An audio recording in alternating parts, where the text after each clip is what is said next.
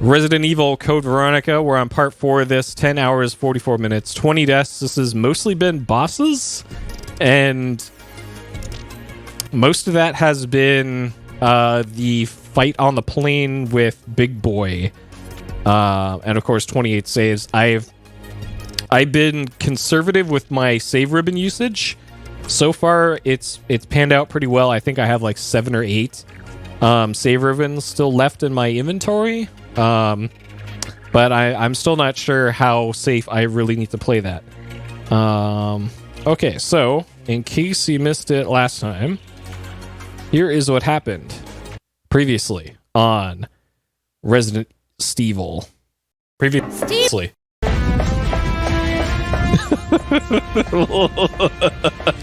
Let's go. Oh my god. Okay. Finally.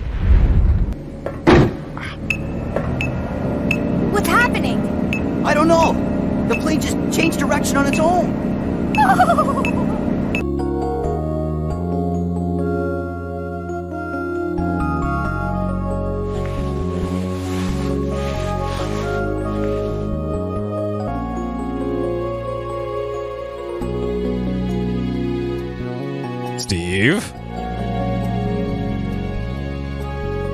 Steve?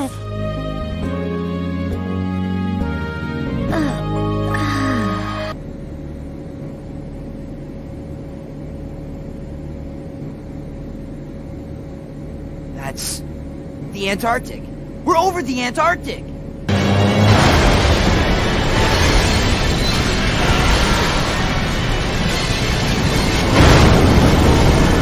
Nice landing, Steve. I wonder if I kept all my items. That'd be nice.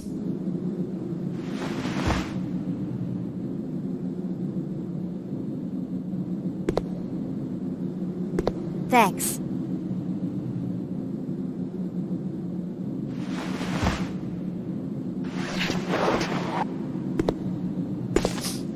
Oh, plane's trashed. Well, let's split up and find another way off this oversized freezer. Right.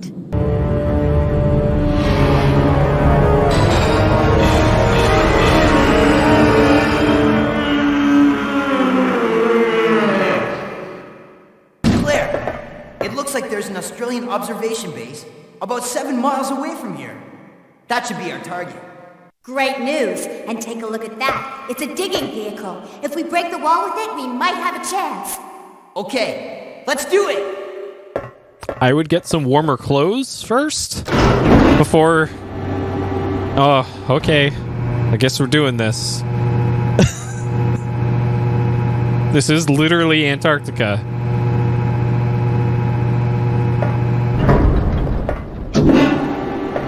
Steve? Do you know what you're doing, buddy?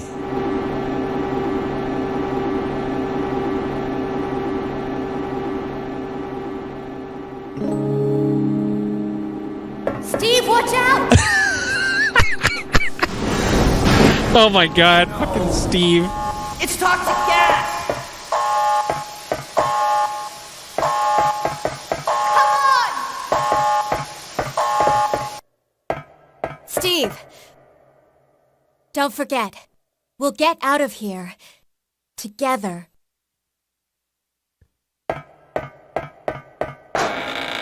But Steve's gonna fuck it up, so Claire's gonna have to do all the work.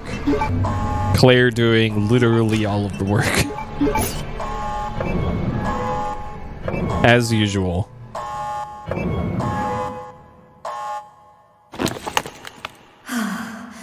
We're safe now. Think again, Claire. I shall enjoy watching you shriek in agony. Not this time! You gay!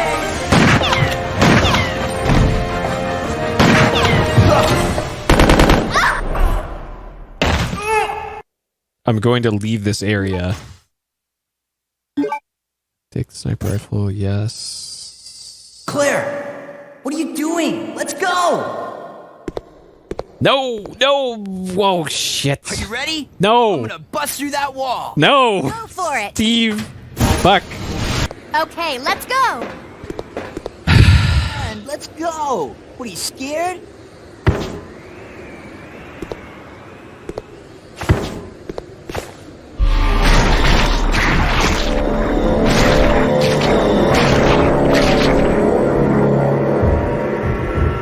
Move it! Ah! Ah! Steve!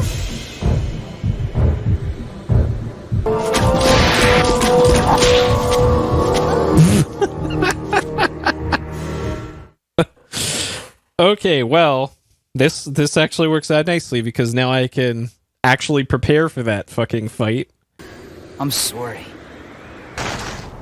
Maybe this is the end of Claire's scenario, and I don't actually need. We'll be able to ride right over to the Australian base with this.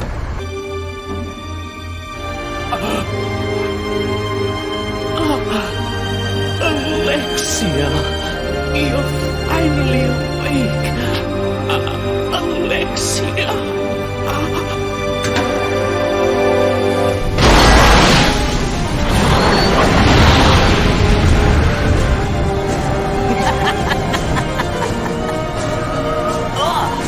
What is that? Why is the thing on his neck suddenly on now?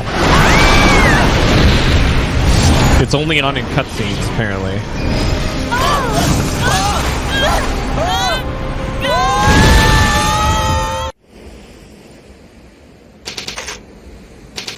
Meanwhile, on an isolated island, Chris Redfield. Okay, so now we can play as Chris. Following up on a lead given to me by Leon has brought me here. Okay, so that email to Leon went through. And Leon got in touch with Chris. Okay.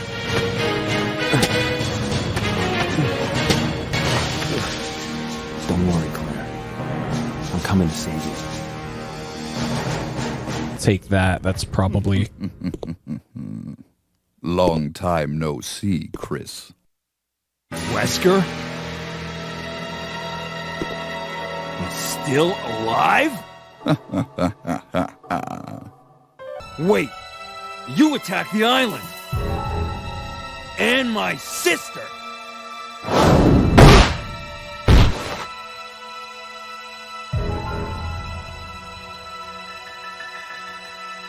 He's got red eyes.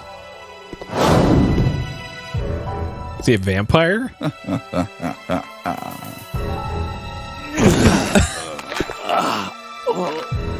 You have no idea how much I hate you.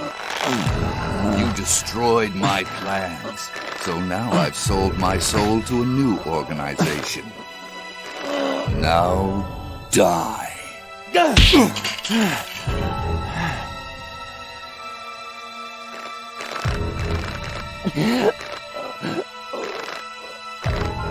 Here's a little secret, Chris. I figured out that your sister is now in the Antarctic with Alexia. It's too bad you won't be seeing her again. Yep. This checks out. It's very easy and simple. Definitely not one of the most complicated jets to fly.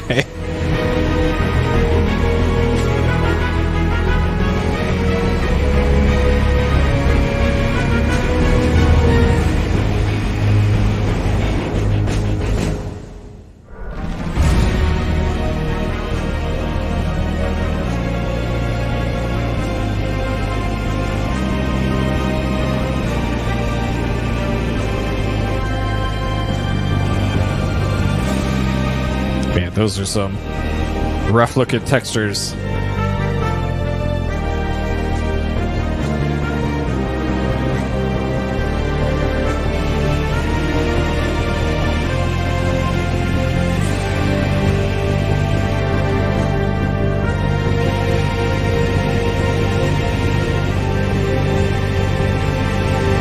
Okay. So I know where the VTOL hangar is. It's right next to where the plane crashed.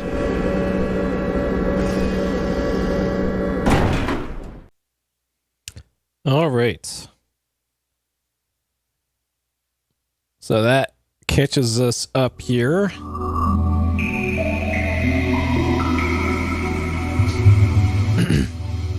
All right. Hey, Pedro. Hey, boys. I'm sorry. Oh, boy. Good old Steve. All right. Caution, zombies. All right, so apparently the final-ish stretch of this game is very difficult. Like some of the hardest Resident Eviling that is in the series. So, great. Can't wait. Resident Evil. Yeah, happy Halloween. I did my part and put out a bowl of candy that was gone by the time I went out to check on it. Oh, that's right. That's right. It is the Resident Evil. It's the square button equivalent on this. That's a confirm button. All the other buttons are not confirmed. Okay, so we're on Chris, this one. Okay. So I was thinking back to all the stuff. So this is just before I got on the plane, by the way. Because I kind of ended at a weird spot between saves last time. So I'm literally right next to where you get on the plane. But I was thinking in the Antarctica base, there was something in the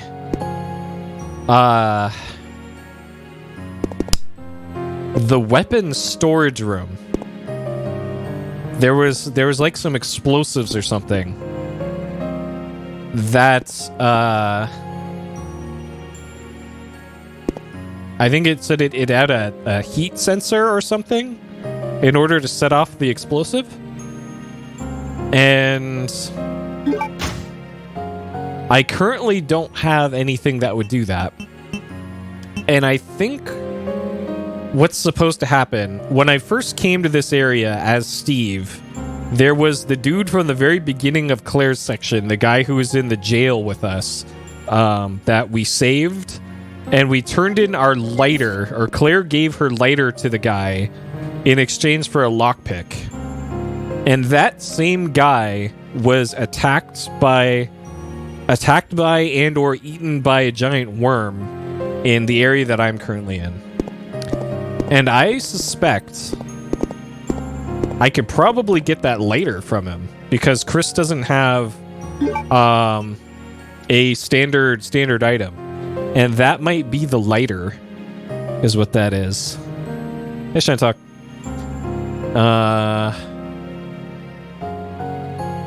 So I think I'm gonna go try and take on that worm and see what happens. Yeah, Claire's currently the master of unlocking. Chris is most definitely not.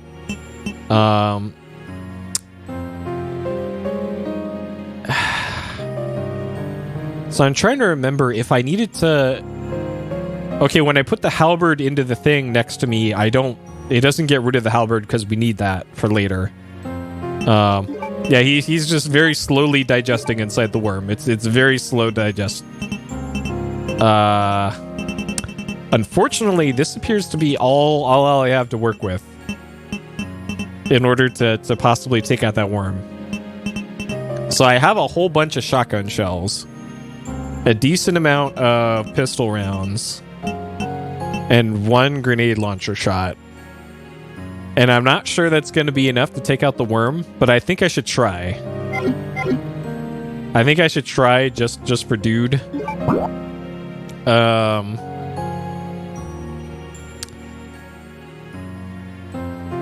So the real question is how... Okay, it was right there. It was in B3F. So that's where Worm was. We exited that area with the pink elevator in the upper left. So to get back down there...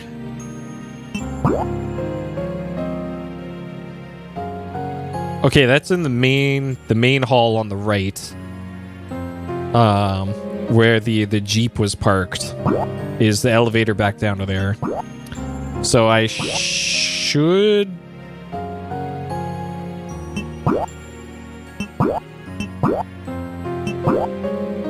Okay. Okay. All right, we're gonna give this one try, and if it doesn't work, then whatever. Then I'll just continue on, and I guess I'll miss out on whatever that cool item was. All right, here's Spooters. Spooter alert. Oh fucking hell, dude. That's right. Okay. I'm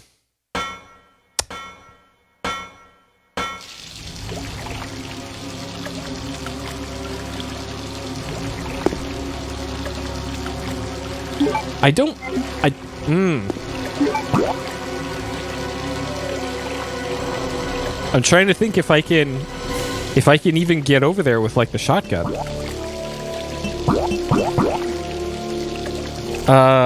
Because if I put the shotgun away, I could get back up to the upper right portion of this, right next to the pink thing.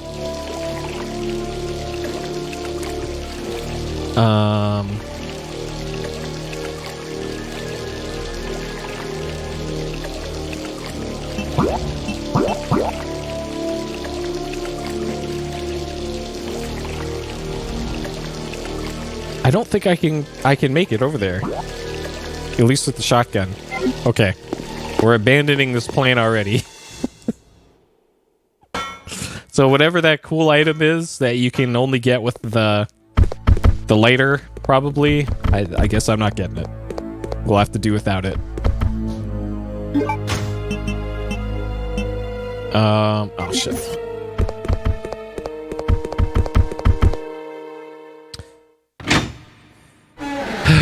Because I've heard the thing that makes this hard is that you need to juggle your inventory between. We apparently will be playing as Claire again at some point, and any items and weapons that you give to Claire, you can't use on Steve. And they both have separate bosses to fight, apparently, that are rough if you don't have exactly the right amount of resources to do anything. So it's like, great. How are you supposed to know? Hey, Jeff. Okay, so you've seen this. This just takes the VTOL, and now we're suddenly in Antarctica. And then where we go here, I'm not sure. I guess we'll find out after running through some of this. So the room that had the weapon upgrades was in the upper left, B2F. That's where the weapon thing was, and I couldn't get to the cool weapons because there was a fire right inside the front door of that area.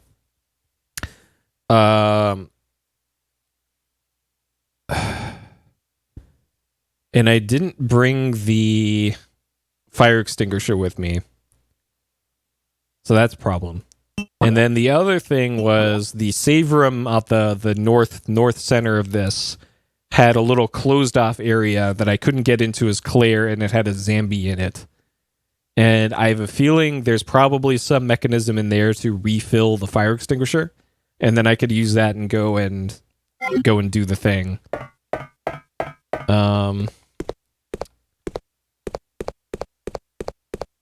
Okay. So that's that. Not sure what this is. Evacuation elevator. Okay. So I probably have to go do something out in the base and then come back to this area. And maybe use that elevator. And it brings me back up to the surface, maybe?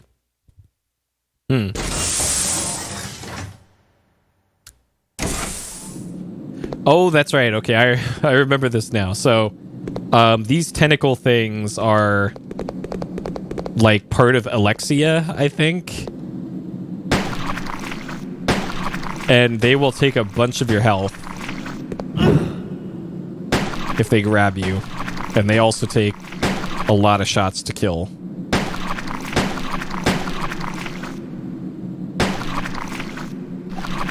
Okay. It took all of that to take out one of them.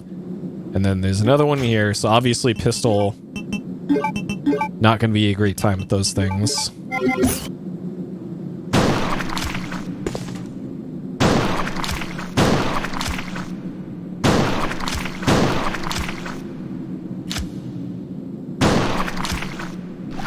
So 6 shotgun shots. Alright, hopefully that's the last time I'll have to deal with those things.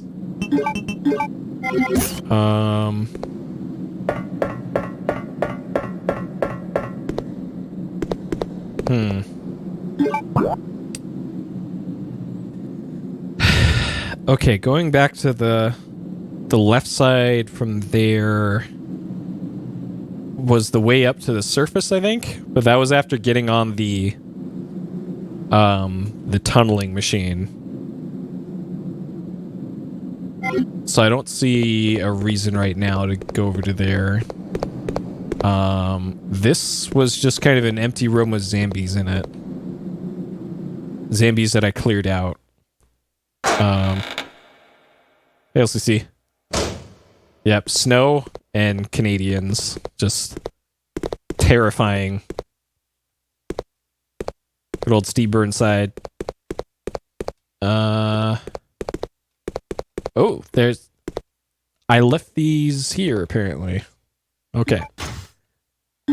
Good job, me, forgetting about these grenade rounds. Totally planned. Absolutely planned. Because I remember thinking to myself, I should pick those up in the Claire playthrough. And, good thing I completely forgot about them. Okay. So that's good. The zombies in there did not respawn. And then down here was the moths. And I suspect it's probably turned into those tentacles rather than moths.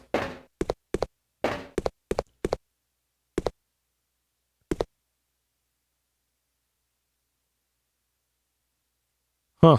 Or neither? Interesting.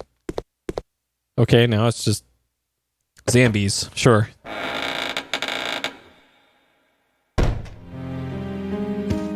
Okay, so there was a emblem thing in here. I guess I've completely forgot which room is which now.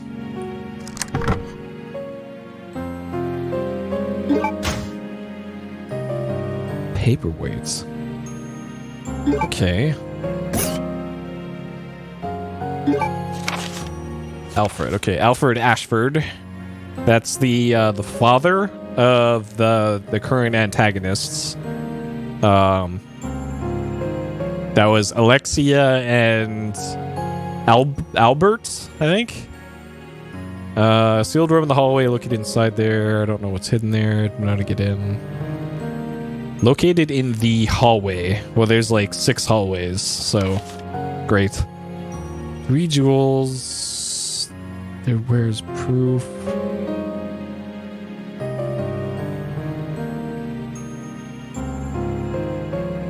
Oh, there's proof. Huh.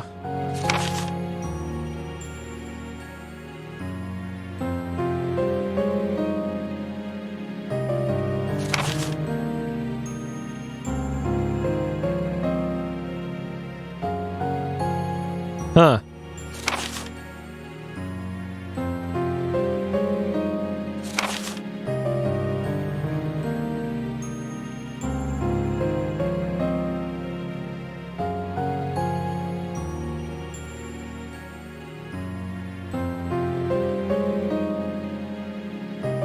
Oh, okay, so the thing with the giant axe must be their father that they had locked up in the basement.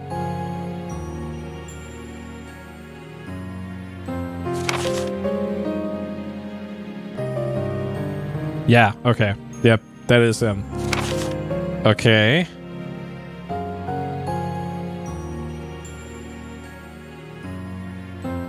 This all seems very safe and well thought out.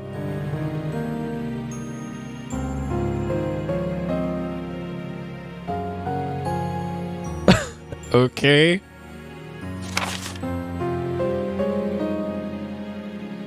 Huh.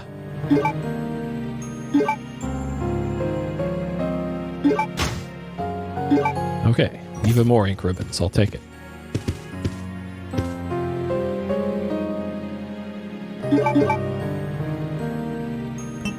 So it was a hallway.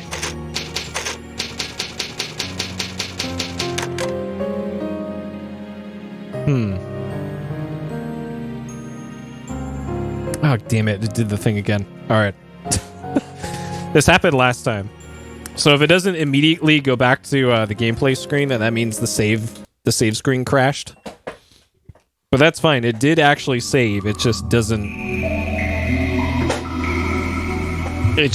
go back to the actual game after that because Dreamcast.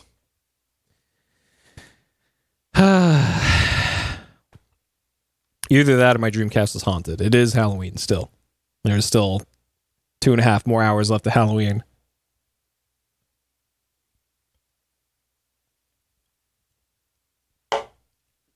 Yep, good old Dreamcast. Shin.com, I'm assuming you saw the bulletin posted, I think it was 3 hours or so ago, that Microsoft and Sega are combining forces again for some sort of, like, Sega wants to revive old IPs using it sounds like they're doing the whole Sega Xbox thing again. It had a similar feel to the press release they put out of Sega is just going all in with Microsoft again. Because it sounds like they specifically mentioned reviving old IPs and leveraging Microsoft's Azure cloud computing stuff. So I think this means new Nights into Dreams, right? And new Burning Rangers. That's what I'm reading into for this press release. And definitely not some stupid like mobile gacha game is probably what they're actually going to do. Resident Evil.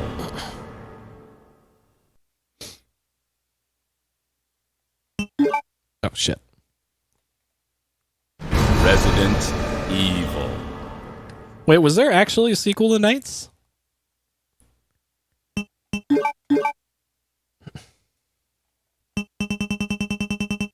Okay. Antarctic base. Yeah, okay, that's the one. Okay. Oh, nice. Well, I might give it a look. I like the original to at least give the newer one at least a look. Look at this. I got 15 save ribbons. Like, it's such a bizarre change from Resident Evil 3 to this, where they just hardly gave you any saves in 3, and then this one, more saves than you could ever hope to use in a playthrough.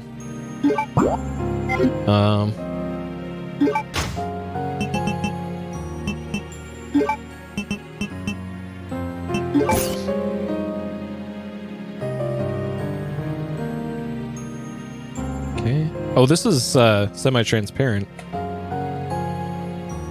Okay. Hold documents so they don't scatter. Wait to umbrella. This looks like a puzzle. Top and bottom. What?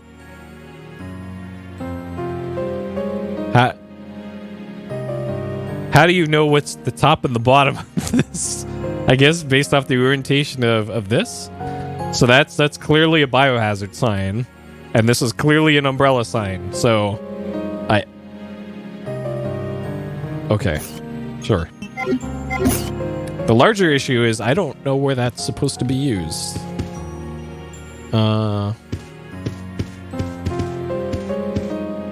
Okay, and I can't use the emblem anymore. So we've used up the emblem.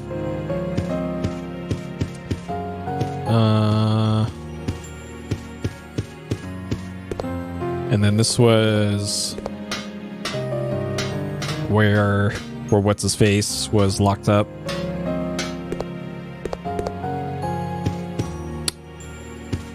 Okay. So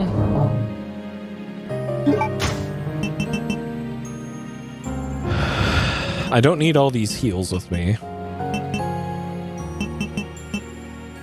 So we'll leave that there. I have a hunch I'm going to need this.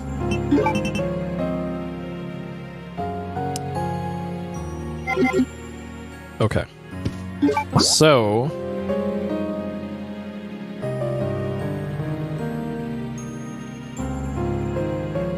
Huh. Some of the rooms are different colors now. Oh, I can't get into that big room anymore. Well, that's a problem, because that's where I was going.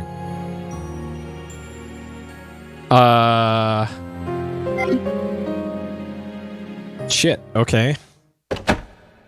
So, what's the deal with this door, then?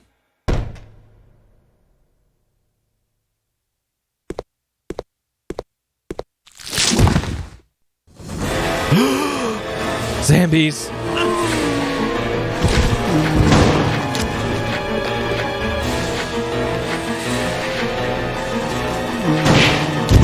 Okay, so that's the headshot effect.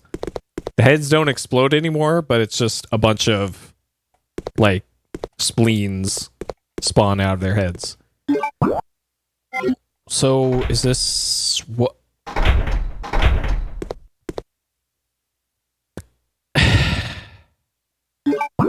Shit.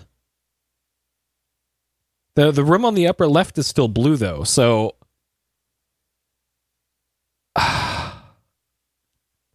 maybe... Okay, maybe I can, like, get onto the...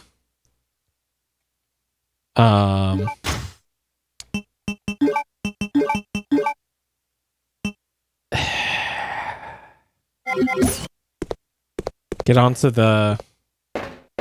There was, like, a package delivery machine thing.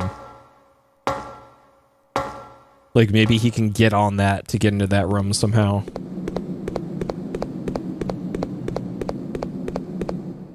Okay, so this is kind of my only option at this point, is to go into here.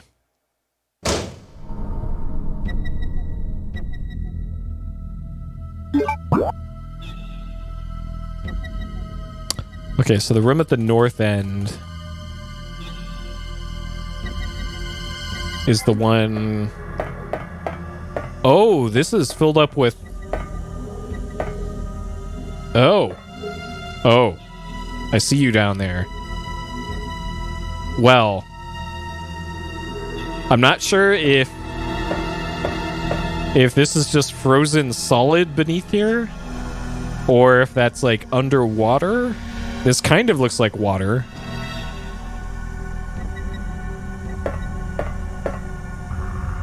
But that explains why that door doesn't work anymore. I'd also presume... Really? Really? Are you kidding me?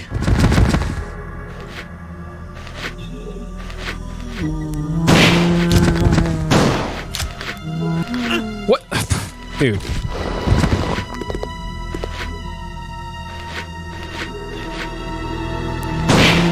Okay.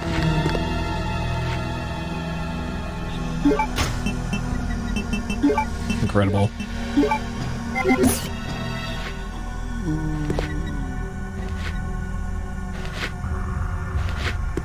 Zambi. Come here. God. That's so disappointing if the heads don't explode anymore. Okay. So...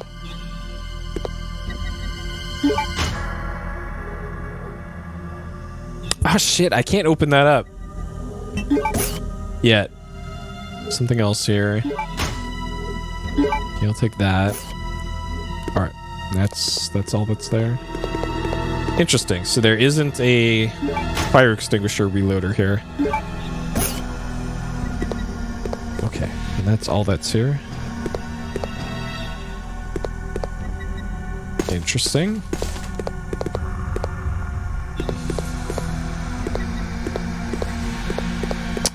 Huh.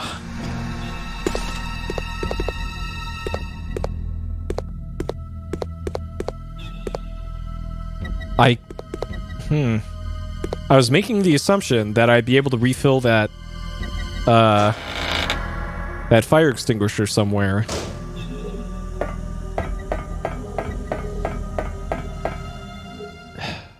Okay, let me go dump that case back. The case and the fire extinguisher back in the item box, because apparently don't need either of them at the moment. So the case should be openable by Claire whenever I'm able to play as Claire again, because she's got the lockpick. And it's apparently really, really, really important that I get the Magnum, which is in the weapon area that I currently don't see a way to get to.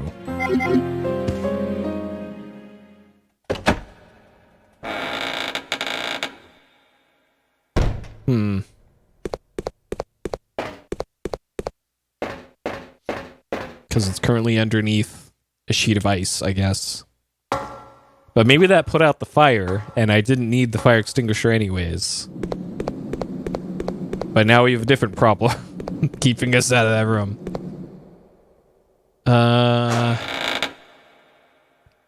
Like, maybe there's a way to drop down to the lower level from, like, this room.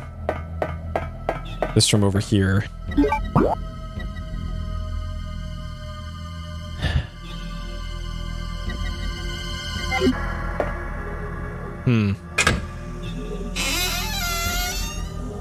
Because this was the... Yeah, this was where this was operated from. This is where Steve screwed up.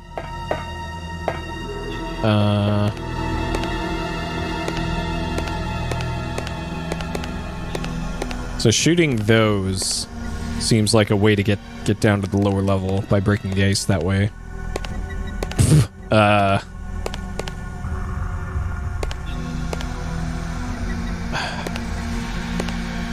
I'm gonna assume these are not active zombies? Okay.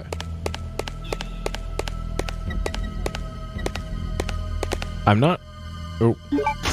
Oh! Okay. Sure.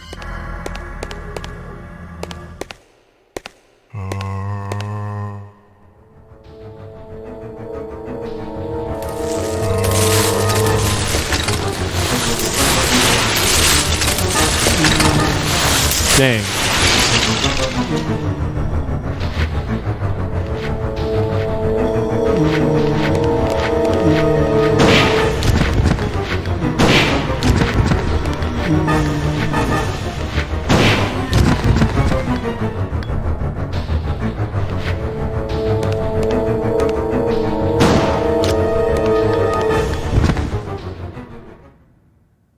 Okay. Shotgun, pretty good at dealing with those. Oh, speaking of shotguns, the little that I played of RE4 VR on Oculus Quest, in regular Resident Evil 4, nearly all of the guns will fire at kind of a set rate. Like you could pull the trigger like that, and they'll still only shoot like one shot every 1.27 seconds or whatever, because they you can upgrade the fire rate of most of the weapons in that game. But for whatever reason, the pump action shotgun in it, you can just kind of shoot that thing as quick as you want, as long as you do the pump action. So I can actually fire the pump action shotgun almost as fast as the rapid fire weapons in that game. And it's the stupidest thing. I don't know if that's actually intended or not. Because I know in the base game, in regular Resident Evil 4, you absolutely could not fire the shotgun that quickly. But for whatever reason in the VR version, they removed that limitation. And all they had to do was just add a delay to letting the player pull the trigger again and it firing. But they didn't do that, so it turns out the shotgun you can get like 3 minutes into RE4 is probably one of the most powerful things in the game. Though firing that quickly and being accurate with it is another thing entirely. And that's also another thing that I'm gonna do differently for that playthrough, is I'm gonna play with the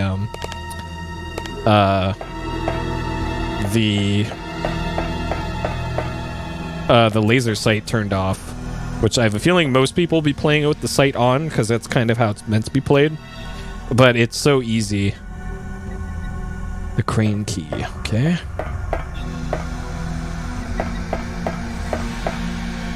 Because not only is like there a laser sight for literally every weapon in that game except for the knife and throwables. What? It's here? God, it's a Wesker shit again.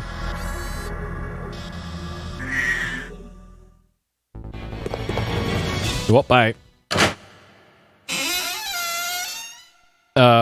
Not only is there a laser sight that makes it super easy to just aim from the hip, it also vibrates whenever you line up the cursor with oh, these things again. It also vibrates, so like you can hit targets from across the map using that, and it's just, it really trivializes some of the stuff. Like there's some birds you can shoot at the very beginning of the game that you'd have a really tough time being able to see like where they are off in the distance because they all blend together.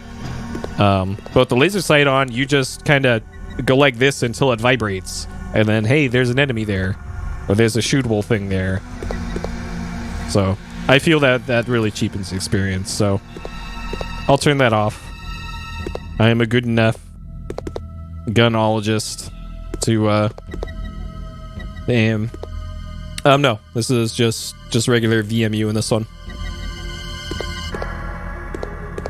The rumbling I'm talking about is in Resident Evil 4 VR on the Oculus Quest. Yeah, I've never actually used a Dreamcast rumble pack before, so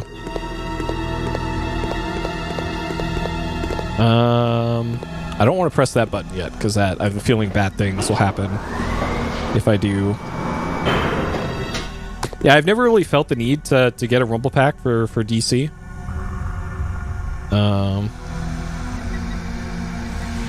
Like that, is that one of the ones that requires batteries, or is that N64? Small Square Hollow notice. 1, clean the tank. 2, exchange the water. Okay. No batteries? Okay, good.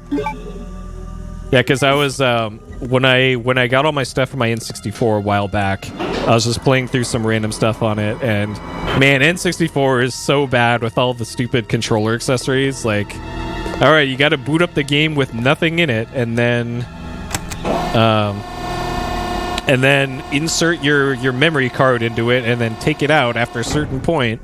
And then if you want to play with Rumble, make sure to put that in at a certain point. And like, come on, N64. They could have thought that one through a little bit better. But oh, there's the extinguishant. Okay.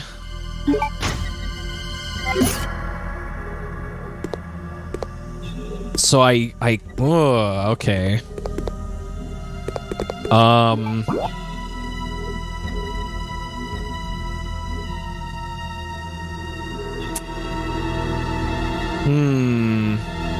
Yeah, it's that VGA UI. Looks quite good. Okay, so there's a room at the end there. Maybe that little room has a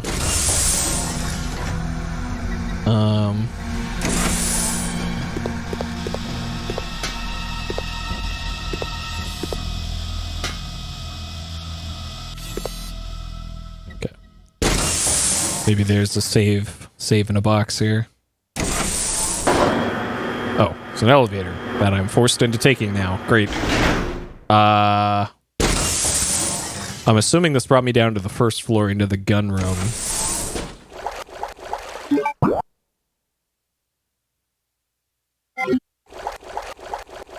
I don't like this. Okay, I don't like the sound of that. I will deal with whatever that is in a moment.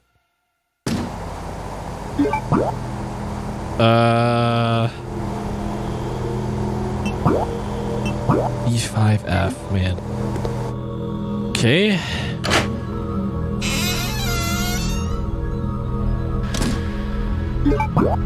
Okay, good. Good. This looks like hollow shape. Okay, so we got to turn a crank inside this thing to turn on the electricity, because that's...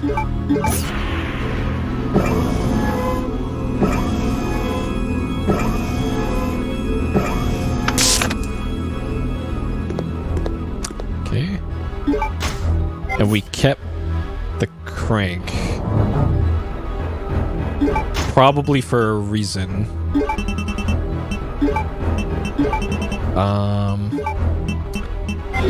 Okay. So, kind of first thing... Oh, good. More save ribbons. As if I didn't have enough already.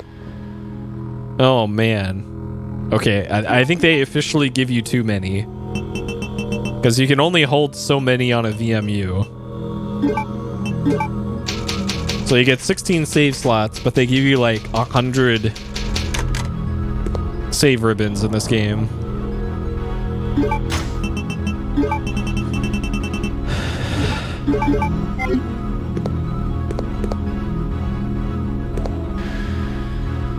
Switchboard.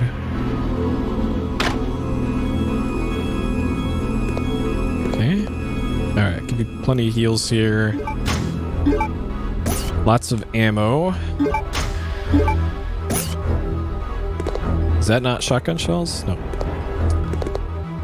This is shotgun shells. Okay.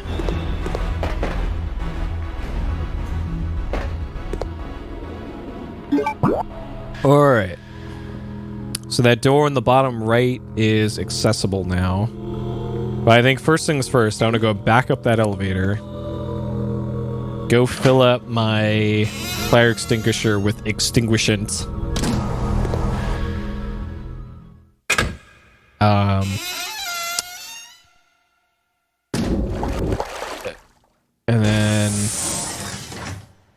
And then what? So I'm looking out for a... Okay, there's going to be a robot right through this door. I have to turn right ASAP.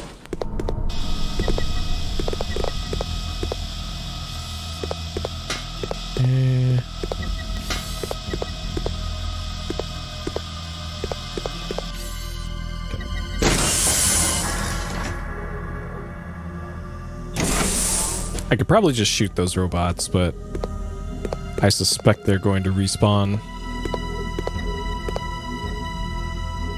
So that's probably the crane key.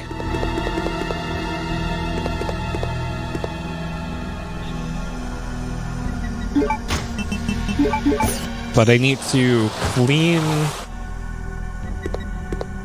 clean this and drain it.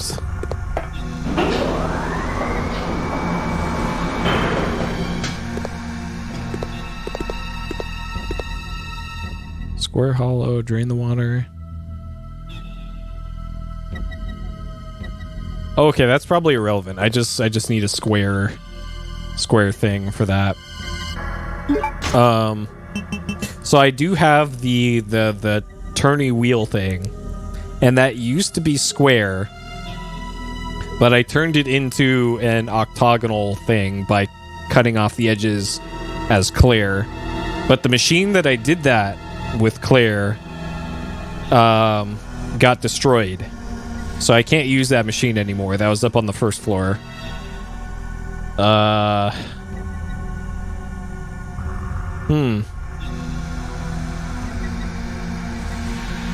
Not sure how you're supposed to do that then.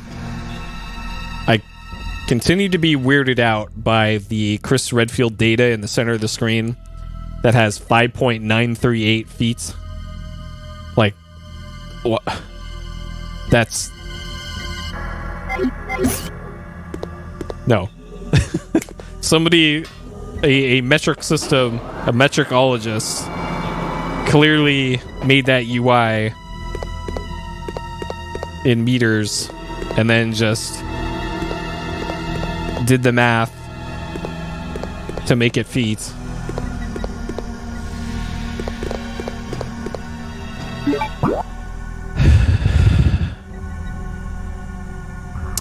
Okay, so this is way back out again.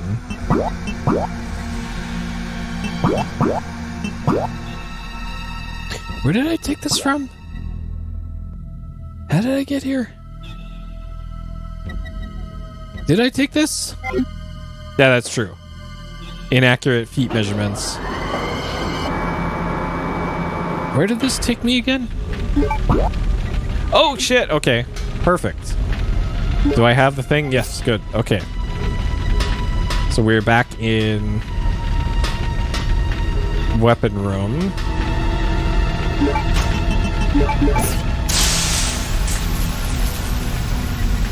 Beautiful. Okay. So there's our Magnum.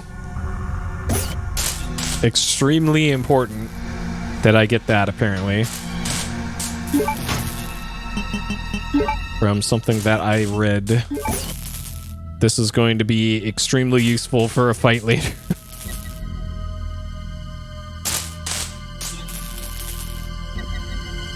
That's a lot of Magnum rounds. There's probably supposed to be a period somewhere in that number.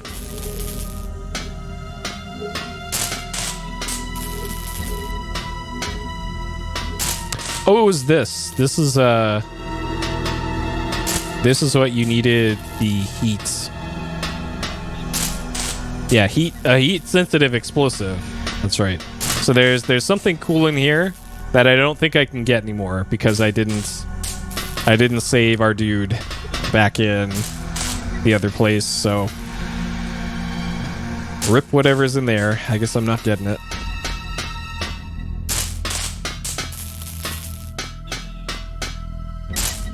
Probably just some pistol rounds or more save ribbons. Okay. So I suspect I can't go through here. Tightly shut. Okay.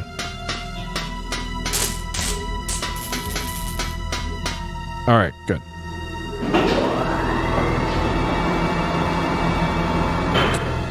And then did that use up my extinguisher? It did.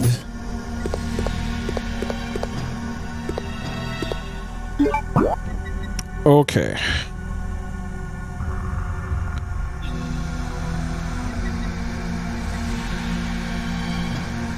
So it appears this area is kind of the only place that I really need to concern myself with right now.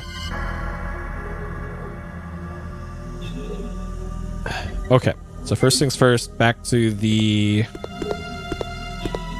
save room.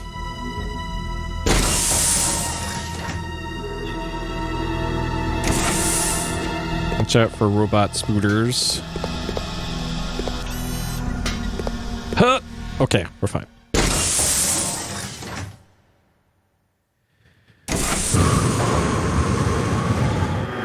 Okay. I'm not going to investigate that splashing sound in this room just yet, until after I've put away the Magnum and saved. I suspect it's a spooter, or it's one of those stupid, hello. I thought there was a door here. Okay, apparently I just missed it.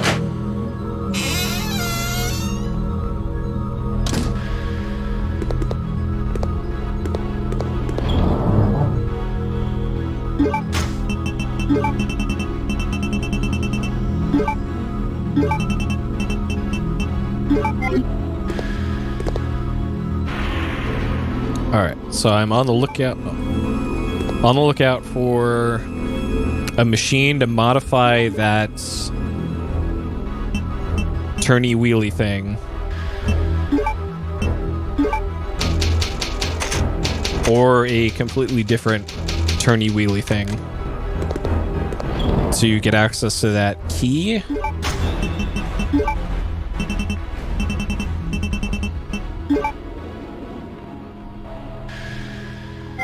Okay.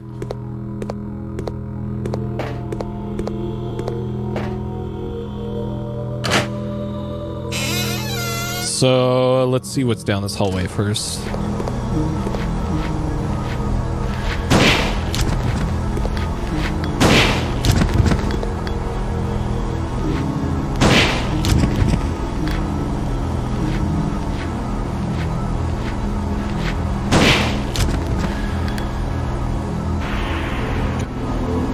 Alright, they give you lots of heals here. That probably means there's something really, really mean on the other side of this door.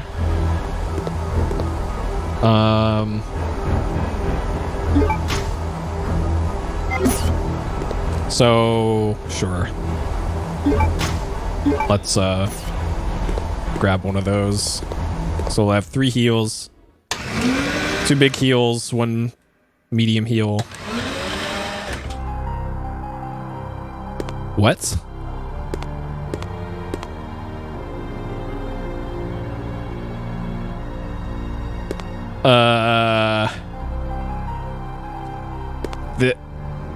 This is Resident Evil 1. What? What?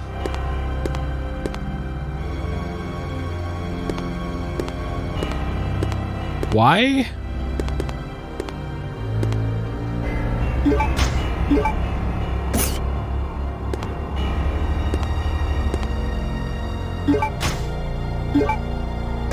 Yeah, widen your eyes, adults. There's some polygonal boobs over there.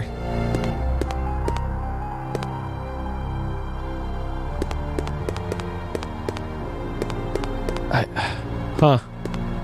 Because there was, I think there was a key or something. Because you had to push like a step stool or something over in front of this and then climb up it and get that. I think that's what the puzzle was in the first game. Interesting. So this is cracked. Like, so it's either shoot it or maybe push this on top of it. And it appears it is this.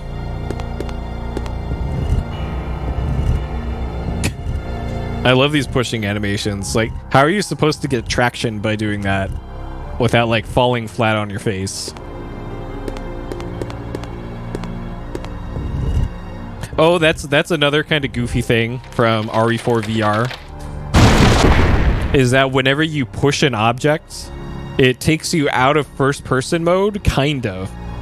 It detaches the camera from your model, so your camera stays in one spot, but then Leon just goes away from you.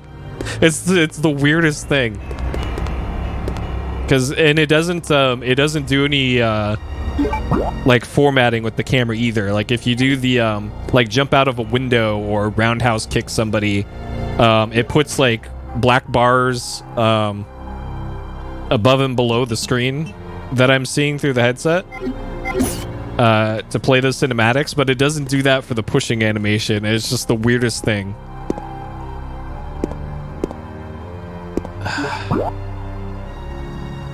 Huh. So this was the...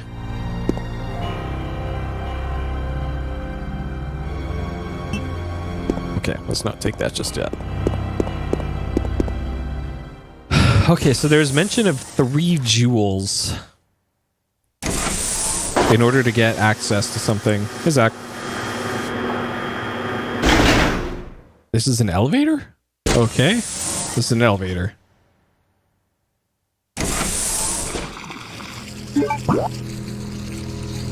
I don't like the sound of what's happening in this room. And I don't like the look of the map here either.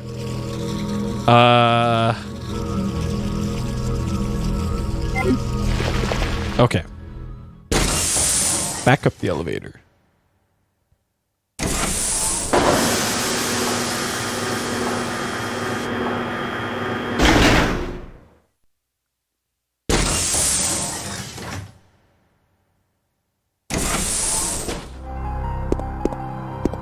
Okay, so we have 2 jewels there. That's the door back out. Big door to that, probably a boss room. Biohazard symbol carved on the keyhole. So I don't have the paperweight with me, but I'm pretty sure a paperweight won't open that door. Okay. So now I want to see what's in that upper left part of this map. And whatever that splashing sound is. I have a feeling it's more tentacles.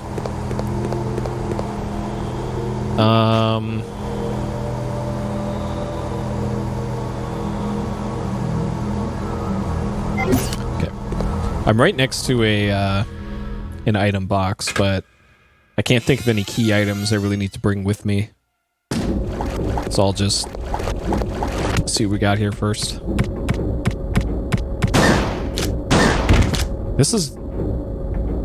This area also reminds me of the mansion.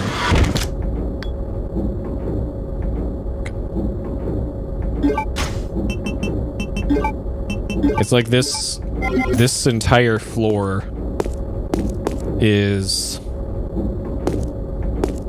They replicated the mansion. So that kind of looks like a key on the other side of this.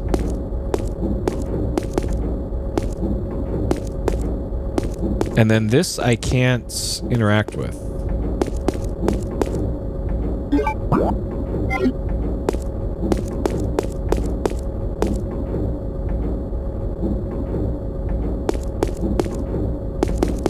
Okay, what this?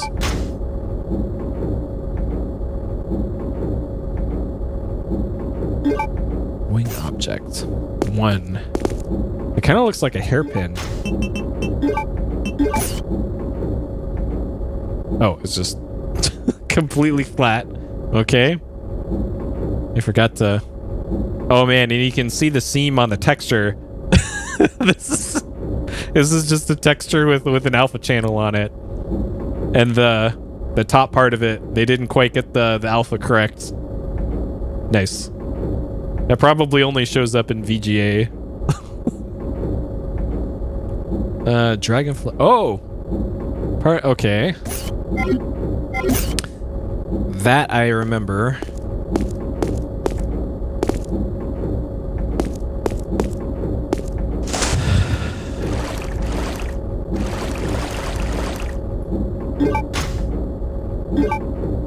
Okay, so there's probably 4 of those.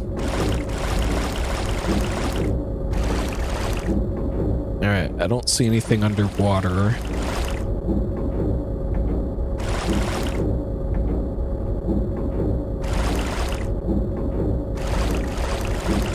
There might be something over here. Will let me drop down into there? No. Okay. Alright, let's see if I can... Okay, never mind. I was gonna try combine on there, but they're already stacked together. So there's clearly gonna be a boss of some sort on the other side of the store. Yeah, for 2,000, that's some pretty good ripple. Though, to be fair, it's not that much different than like the Mario 64 ripple from a few years prior.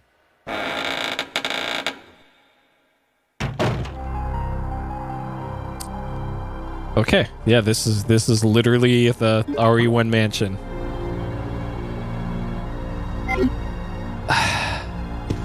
Huh. Because over here was where we found Barry! In the dining room with the clock. And then, like, back here was the way to the secret lab or... Oh, shit! Oh no, if only we had a lockpick. Well then. Alright, you just hang out there for a bit, Claire. I'm sure she'll be fine. Biohazard symbol, okay. I don't think Claire had any keys with her.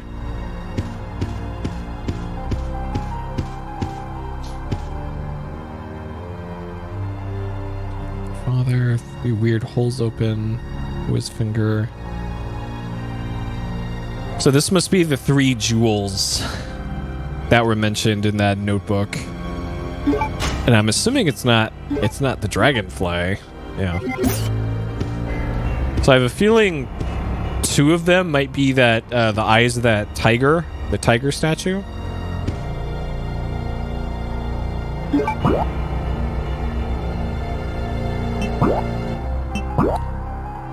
Okay.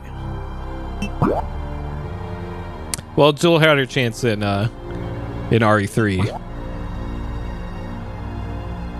And then all of the spare ink ribbons from RE3 made their way into this game. That's B4F. And everywhere there. That's everything there. So it seems like I need to be heading here next.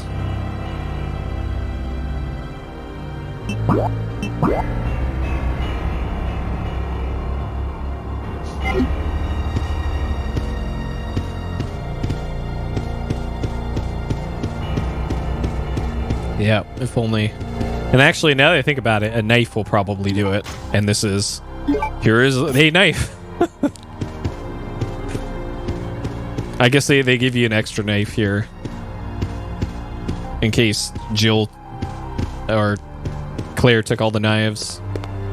I was thinking I should probably just go back to the item box and go get a knife, but... Ooh, okay. Also, I'm thinking... If I save Claire here, what if it makes me control Claire again and I don't have access to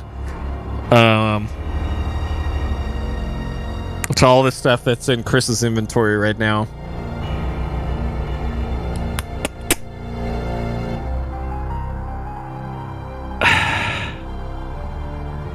Okay, I think I want to...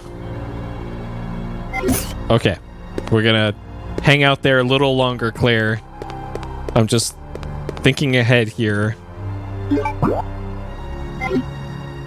Because I know the item room is like right next to here. So I'm gonna go to the item box. I'm gonna put away everything but the shotgun. Shotgun and ammo.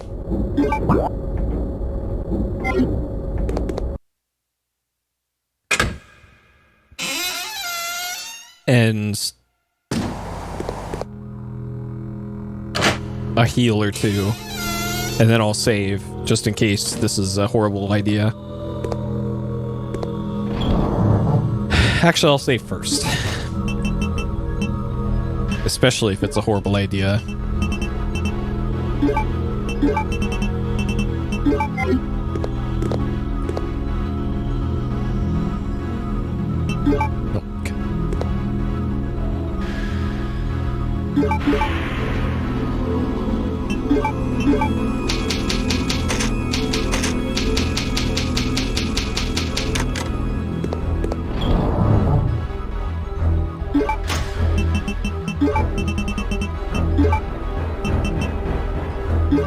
Okay.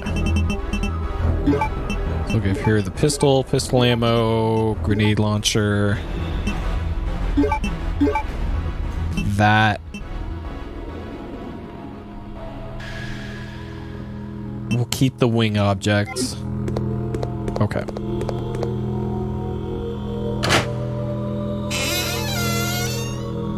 I'm pretty sure that was not necessary. And there's probably going to be a boss fight once I save Claire. But we'll see. I don't know. Maybe need 2 knives in order to save Claire. I don't know.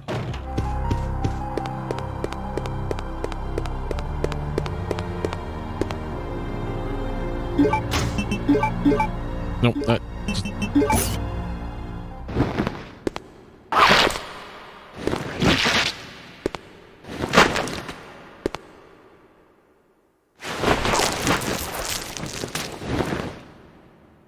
Claire.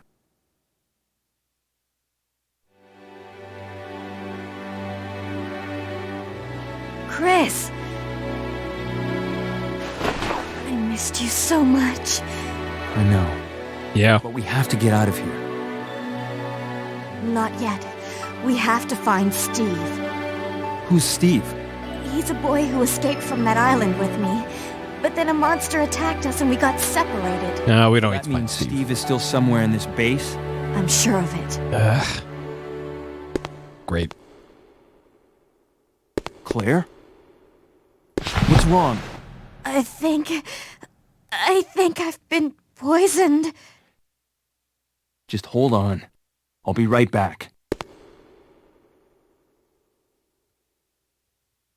Okay. Hopefully this isn't like a race against time thing.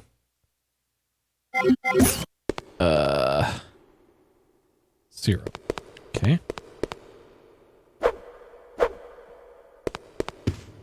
Yep.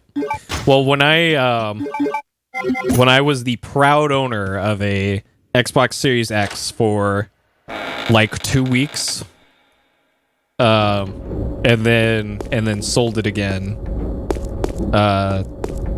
I pretty much made a profit off it.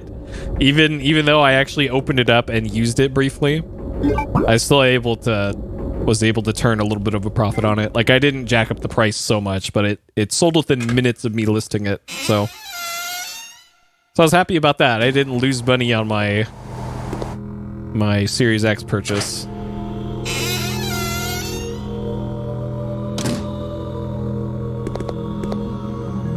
I have played Orda.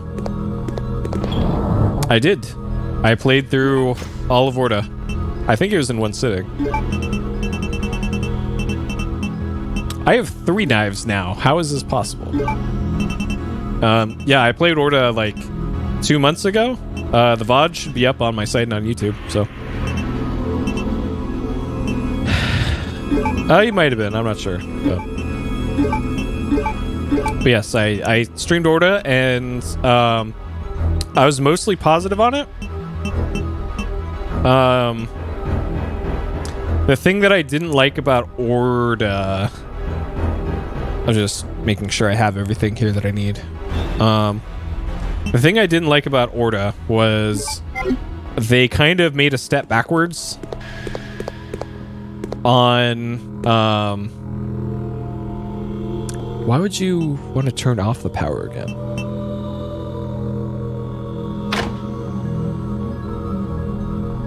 Why would you want to do this? Why? What? Huh. Weird.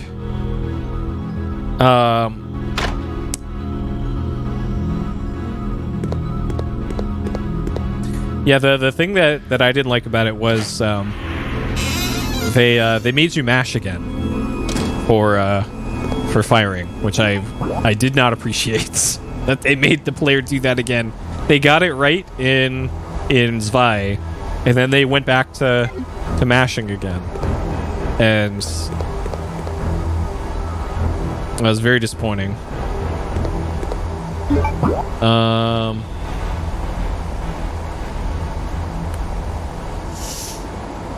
Do I have inventory room? Zach, I'm assuming you saw that that announcement on Twitter with Sega and Microsoft collaborating again. That they're going to be reviving old IPs. Which jewel left, right? Huh? Is this some analog 3D stuff? Oh, we're just about to mention it? Nice. New jewel.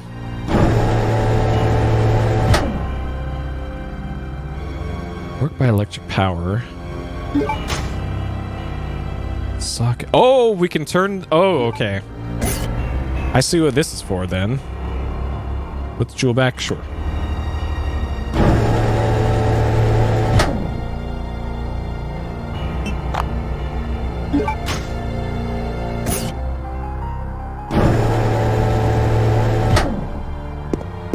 Hey, Magnum bullets. I don't know why you'd want to turn off the power to that thing. Okay. I'm going to go put that adapter onto the thing. So that this solves our wheelie-turny problem. Yeah, there's a lot of really cool Sega stuff on early Xbox. And yeah, I've heard of Gun Valkyrie. I don't think I've ever played it.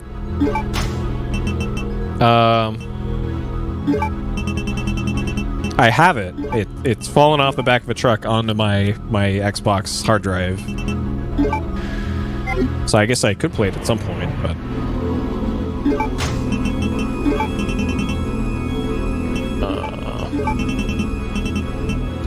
Whoa. A Sega shoot 'em up game with bad controls. Breakdown is like high priority. Doing breakdown as soon as possible. Okay, so we got our valve handle that used to be squared, now is octagonal, now it's back to square again.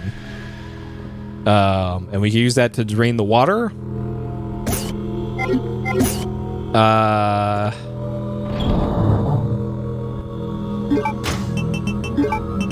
To get, I think, a key for something. Okay.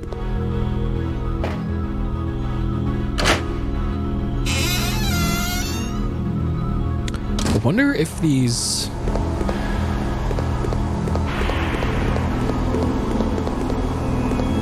Well, wait, I can't...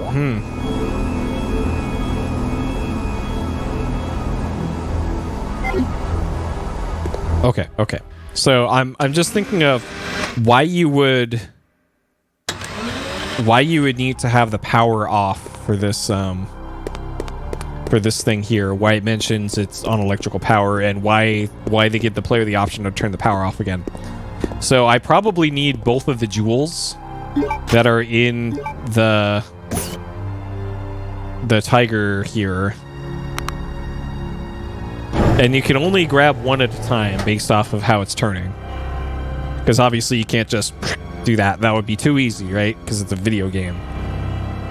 So we'd have to get into this room with the power turned off. And if the power's off, the door that is the small door in the center turns red, which means that door can't be used. But the big flashing red door probably can. So once I'm able to open that big door, then I can get into here to get both of those jewels. And I have a feeling those jewels operate that painting in the big mansion room. So that probably addresses that.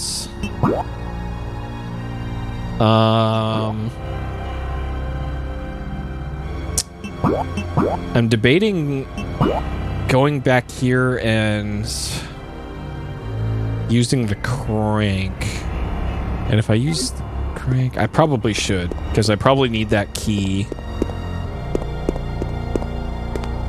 to open something else. Okay. So I need the crank, and then I gotta backtrack a whole bunch.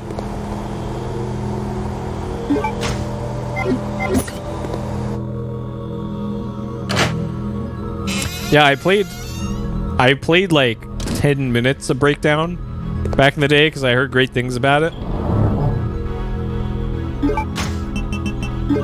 And I think I only played a little bit of it because that was during the time when I was taking advantage of Blockbuster's like all you can rent video game plan that they had at the time, where it was like $10 a month or something at Blockbuster. And you could just rent as many things as you wanted as long as you took them out one at a time and returned them one at a time. Let's see. So I want the crank here. So I would rent some Xbox games, just go home and dump them onto the hard drive, and then go return them. Oh man.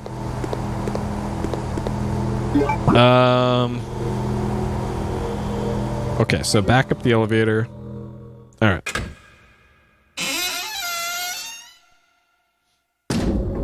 Yeah, that was in the... Wait, was that Blockbuster or was that... That might have been Hollywood Video, now I think about it. I can't remember. It was one of those two. Because those were the two, like, rental chains in my area in SoCal. Because Hollywood Video had Game Crazy. Those are both in, like, the same area. Man, I spent a lot of time at Game Crazy. In, like, the late high school years.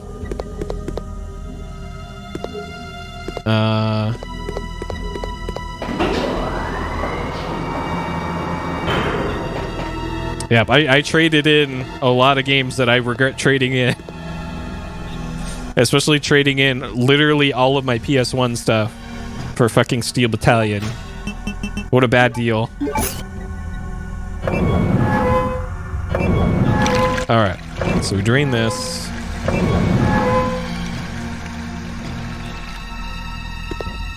Okay, now we can get whatever's in here, which I think is a key. What we got? Yep. Crane key. Okay. Well, hello.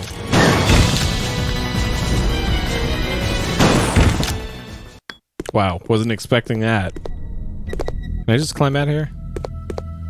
No. Ninja Turtle down.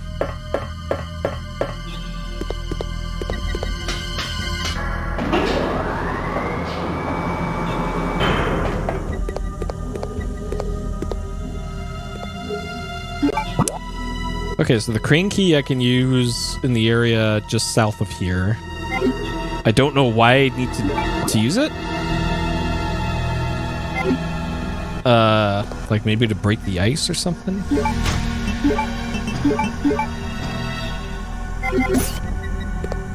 Okay.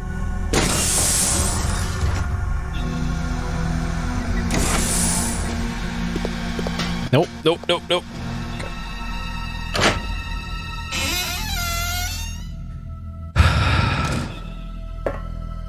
So we got this big spooter down here, and I have a feeling I'm going to be fighting that thing if I use the crane. 10 minutes since I saved.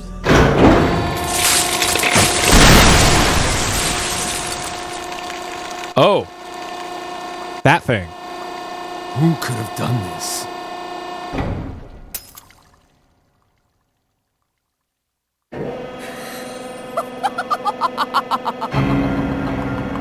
Alexia.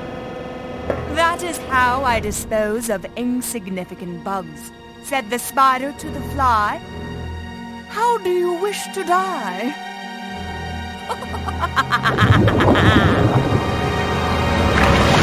Oh no, spooter. Shit.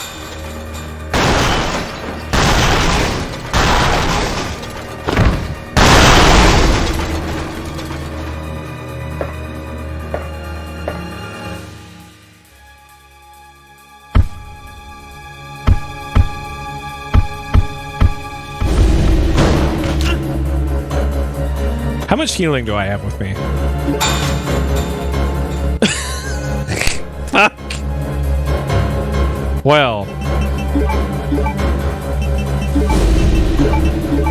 So the grenade launcher is not going to be a lot of use here.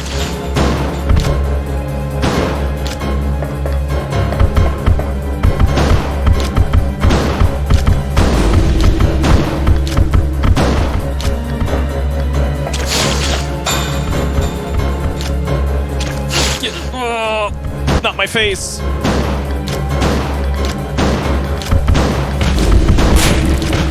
Oh God.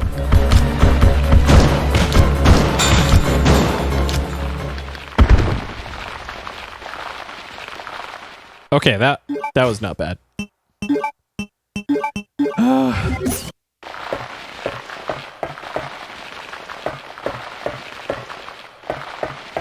Well, did Jill and Chris ever meet up? Shit, I'm not sure what I should be doing here. If I can just step on these spooters, or maybe if I leave the area and come back, they despawn, maybe?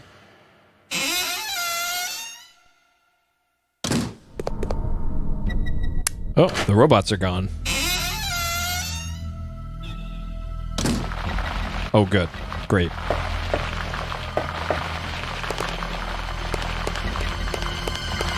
Okay, so something...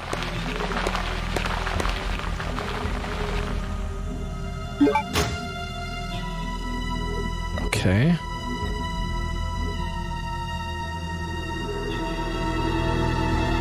It's piercing. I don't think I want to know where this piercing went.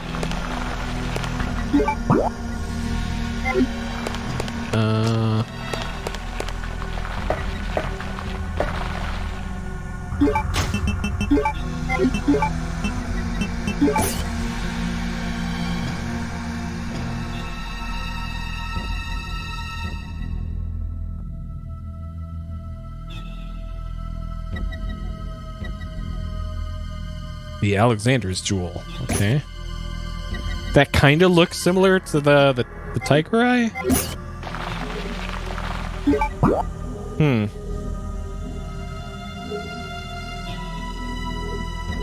Okay, so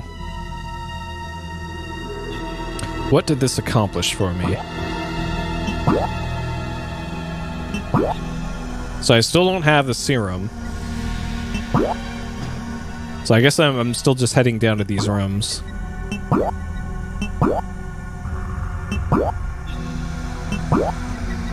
Item there. So the flashing yellow thing means there's an item that I left there.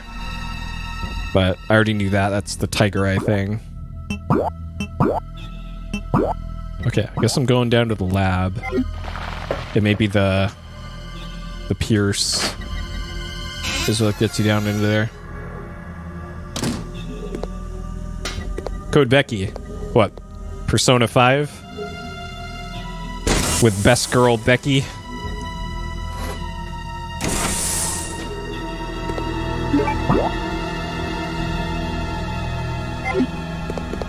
I was actually thinking about that the other day. Like, I played through Persona 5 once on PS3, I think, and really enjoyed it. I didn't stream it. And there is Persona 5 Royal, and I haven't played any of the like extra bonus versions of Persona 3, 4, or 5. But like Persona 5, I got my save file in the base game legitimately up to 100 hours. I wasn't trying to like spend a bunch of time with it and take my time and do bonus stuff. I just did the story in Persona 5 and I got it up to triple digit hours. Like that's a long game. It's a very good long game though. Like some games just kind of feel like they're stretching time, but that one was pretty legit. Actually, I wonder, can I? No.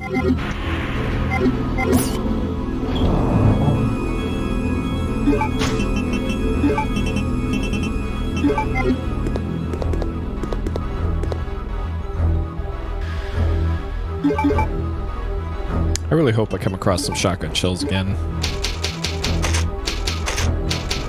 Because now that I think about it, I need to be a bit more careful with my anything but pistol ammo, because bosses generally can't be hurt by either the pistol or the bow gun. So I should probably just be using my pistol for combat.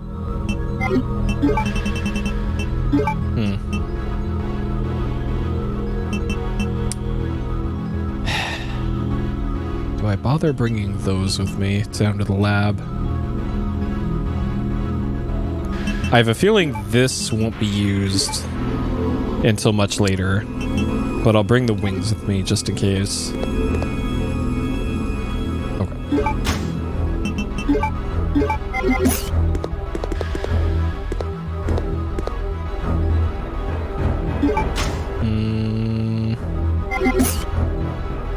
We'll bring a heal too. So I suspect I'm gonna get hit at least once using the pistol.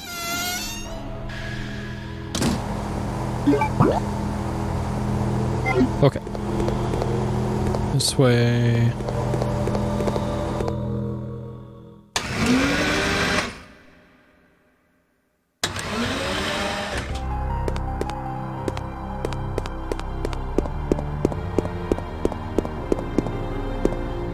Alright, this will take us down to the lab.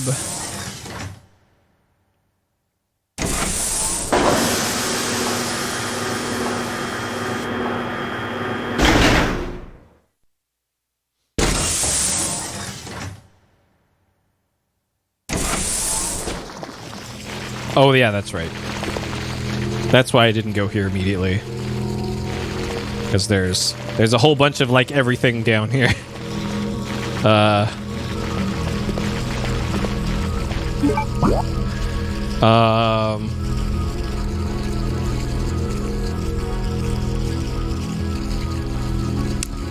Let's hang a left here to go into that east room.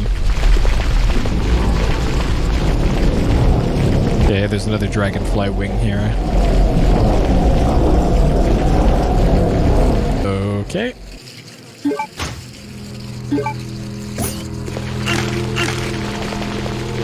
The hell are you supposed to... Okay, those hurt you apparently. I can't shoot every single one individually. Alright, so we got zombies in here. Veronica Ashford. Oh god.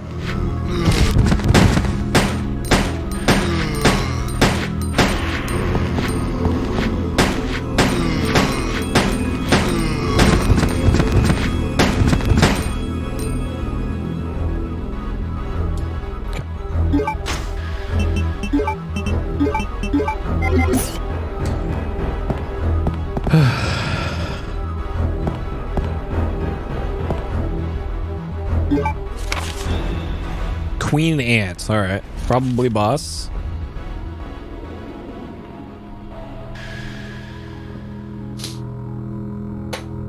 Oh, nice. Builders 1 on Vita. Was that the version that I played?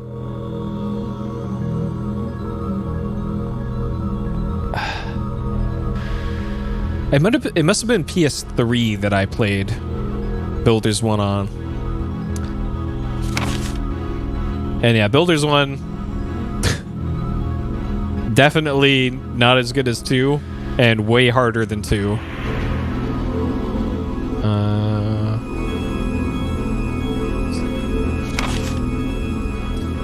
Yeah, it might. I don't know. I definitely played through it. I can't remember what platform I played it on.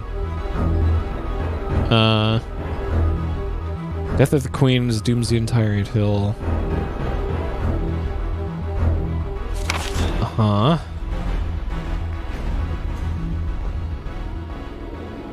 What's around?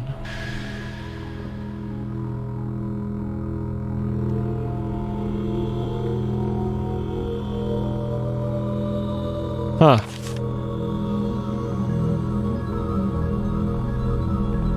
Antidote. Weapon chemical warehouse on. Oh no. That might be the thing I can only get to with the lighter. And I can't get the lighter anymore. The T Veronica.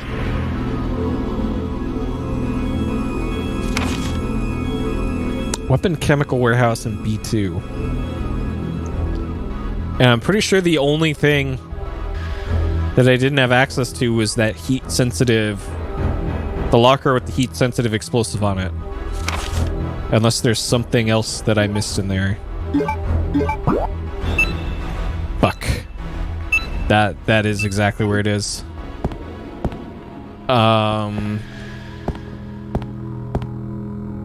I might be soft locked. Unless there's Alcohol lamp. I don't have a lighter. Shit. Man, I hope I'm not. Oh god. This is probably. No? Okay. Sure. I'm trying to think if there's been any soft locks in the other RE games. Oh god.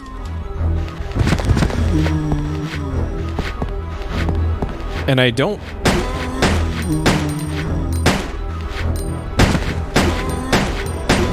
recall any.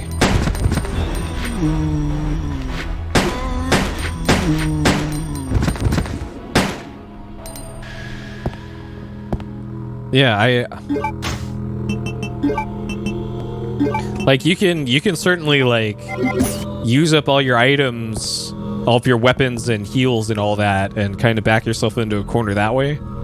But as far as like missing key items, I don't. So far has not been an issue, so I'm hoping that's still the case in this.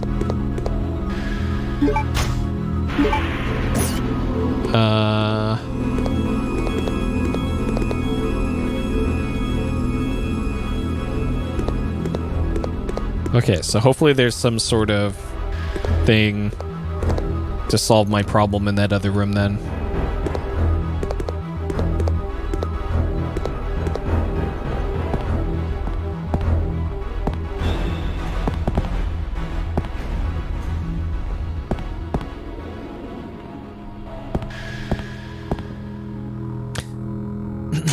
Has anyone played that new the new sweary game yet? I think it looks pretty neat.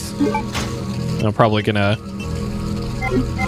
give that one a go. I think it's on Xbox Game Pass. Oh, you played that?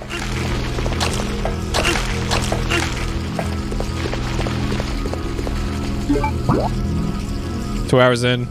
It's not great. Well, is it not great in terms of like, in the same way Deadly Premonition was not great? Or is it just straight up not great? Is like a 6 out of 10. Or a 6 out of 10 on the Deadly Premonition scale. Less charm. Okay, there's a heartbeat going on right now in the game. That usually means a boss fight that I am woefully not prepared for.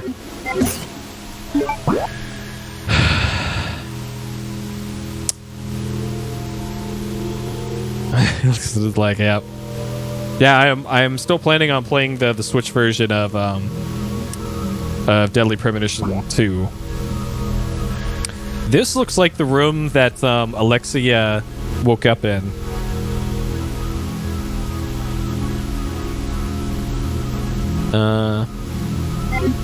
Yeah, like I'm intrigued with the photography aspect of it. And there's actually another photography game on Switch. It's called Toem. T-O-E-M in all caps. It's like this black and white photography game that looks really interesting. This indie game. Hey, Alyssa.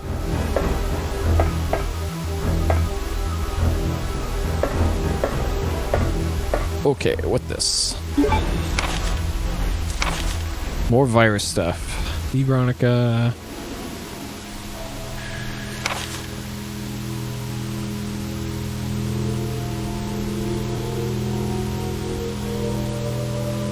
Ultra low temperature.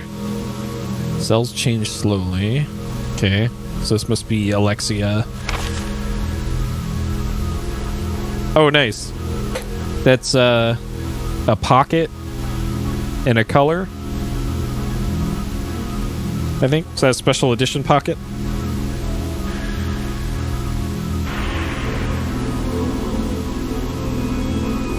Uh, 15 years, coexist.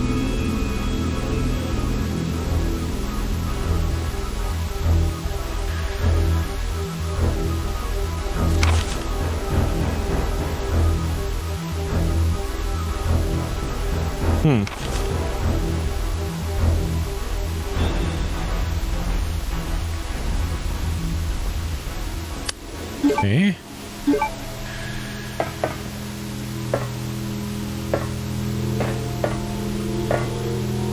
Okay, yeah, so this is the capsule Alexia was in.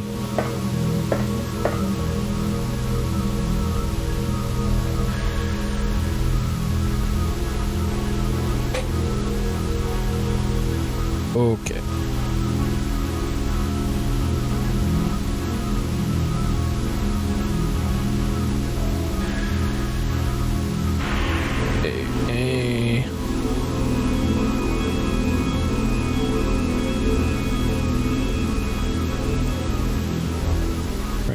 Okay. Got it. Button with the design, push the button.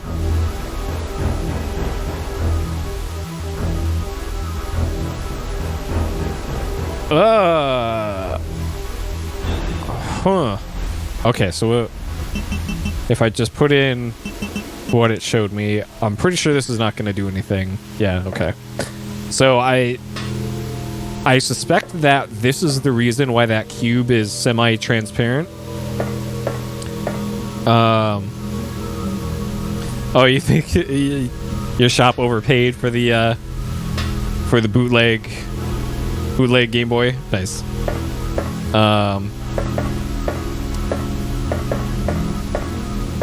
So I think I need to go get that cube and like look through it with the examine thing in order to see what the correct code is, perhaps.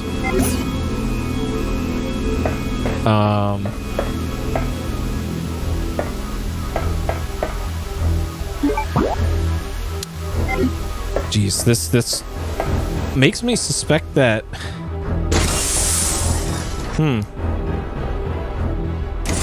Yeah, it looks clean. At least.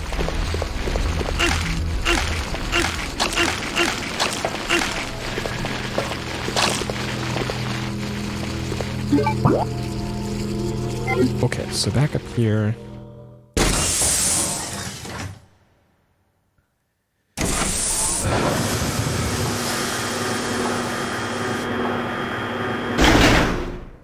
I guess I can bring the cube with me.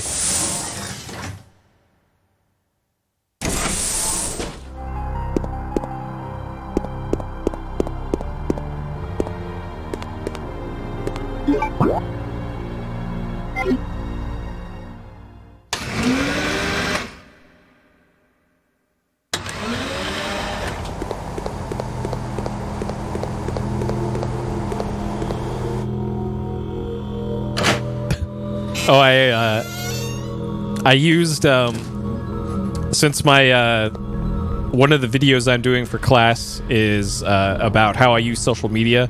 So the gist of the video was I don't really use social media, but I do stream. So I had the I have this screen in it, and I had the Grand Stream Saga in this. And as I showed the professor the draft of the video, he pointed to the cover art here, and it had the Grand Stream Saga on it, and he's like, "Is that a real game, or did you like mash up a bunch of anime stuff onto a cover to make a fake game?" And I was honestly a little offended. Like, oh man, is the cover art that bad for the Grand Stream Saga? Oh my god. Like, no, I didn't create a fake game and fake game cover for this class. Okay, so this one. So the first one is heart. So the first code is AA, most likely. And this is crown.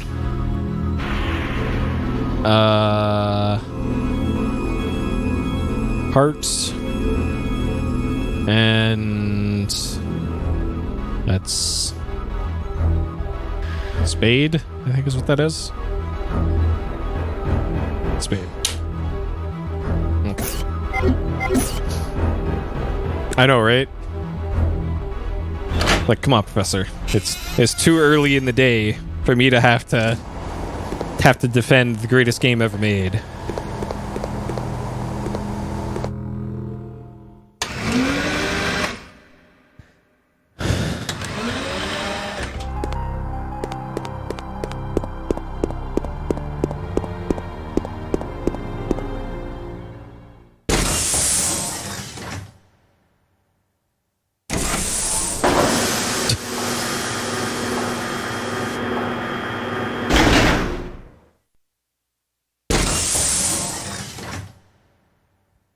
Well, the next video is apparently take an everyday object and make it seem like something from the future. Is I think what the prompt is.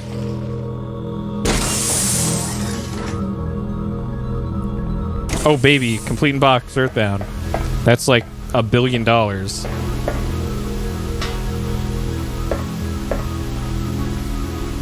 But is it actually a repro cart? Okay, so if I use that, and then we need to use that. Alright, so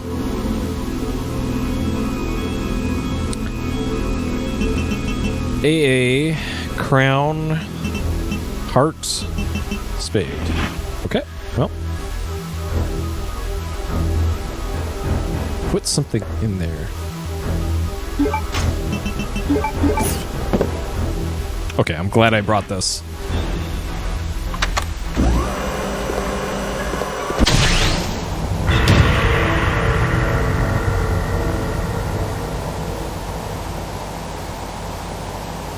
Well, I guess that ring is mine now.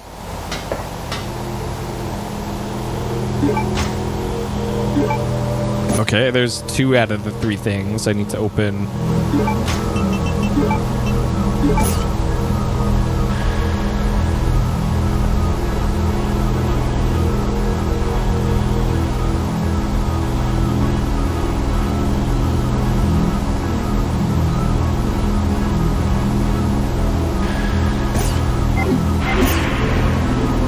Yeah, and that's that strategy guide that comes with Earthbound is like 200 pages.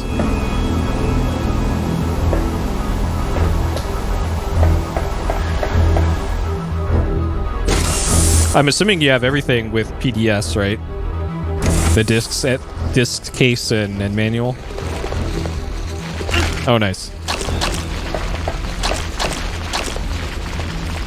Yeah, like I have the PDF of the Earthbound strategy guide in my OneNote, and then it lags out my OneNote every time I open the SNES section of it, just because that PDF is so enormous.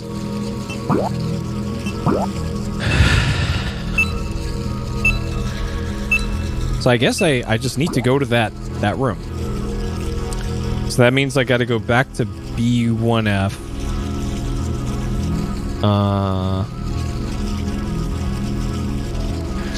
Oh yeah, IA Judgment is like $1 billion.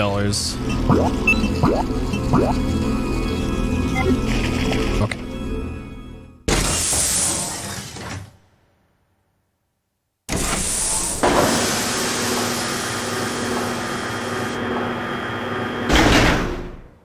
All right, first things first, save.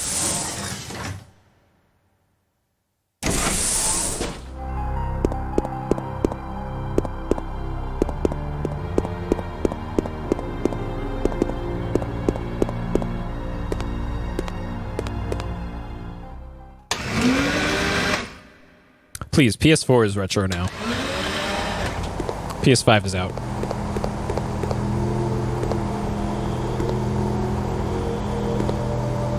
For Earthbound? 3,500? What? I thought it was still... Good lord.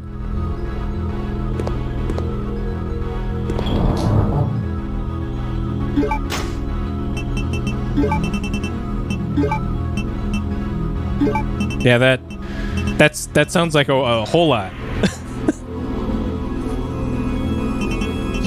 I care enough about Earthbound, but I'm playing a video game right now. Also, it's a little too easy to be able to make fakes of cartridges like that, and like repro boxes. I guess you can't like do a repro of the strategy guide unless like you hired a printer. But I guess for that much money, potentially, maybe the math checks out for something like that. I don't know. Did I save? I did. I didn't do the thing I was gonna do.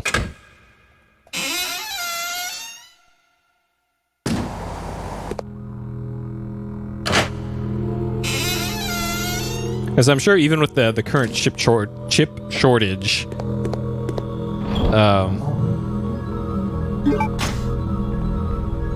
Okay, yeah. The complete Earthbound, I can see that being a lot. I thought it was just the cart would be that much. So yeah, that sounds more reasonable now. Well, still not reasonable, but it sounds more right.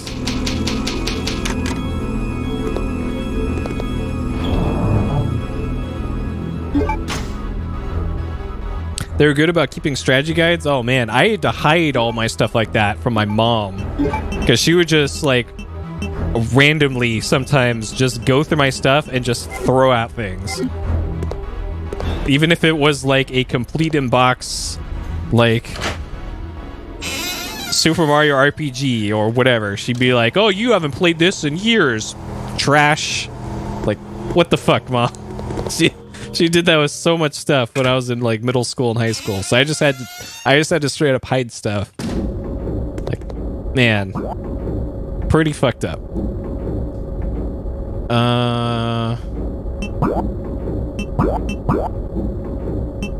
Let's see. Okay, so we're trying to get there. So back up to 1F.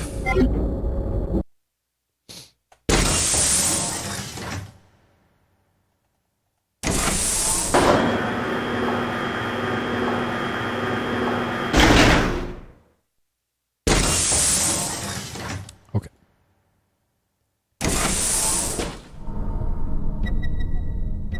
Okay, still no robots.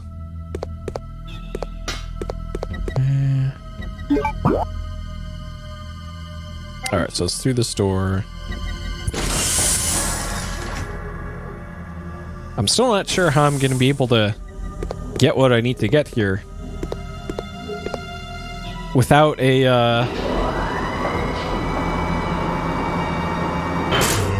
Oh, God.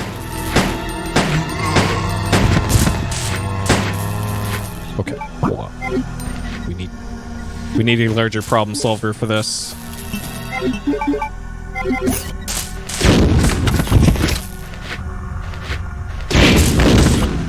Okay.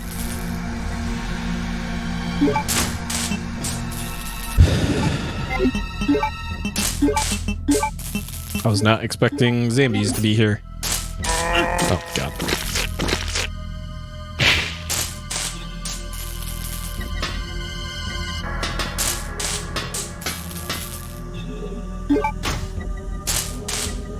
Oh!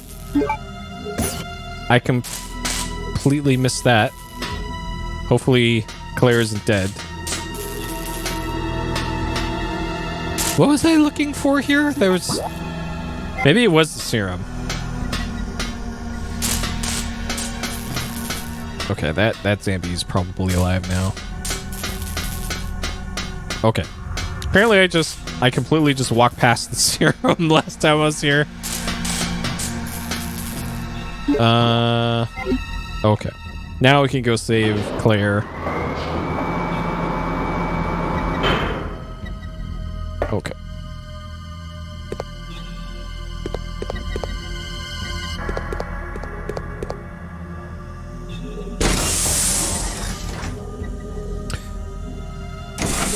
Well, at least Earthbound got a virtual console release on, was it 3DS and Wii U? So at least there are official legal options to play that on relatively new stuff.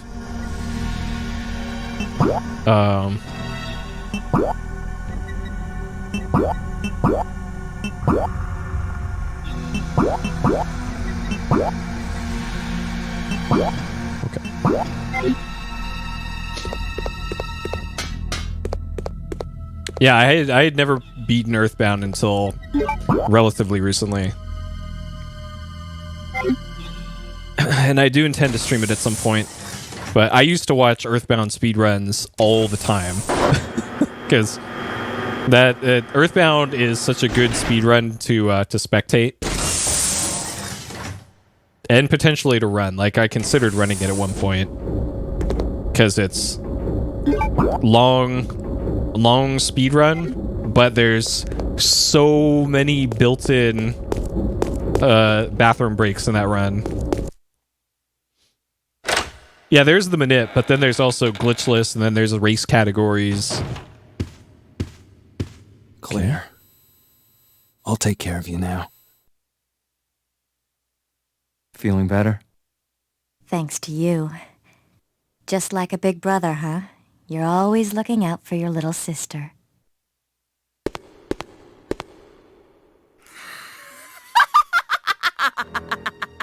It's Alexia!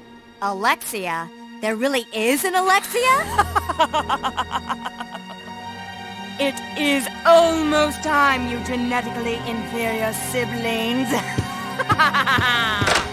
Okay, so she's got a... She might know where Steve is. Let's go. So I probably need to get the choker from her. Oh, great.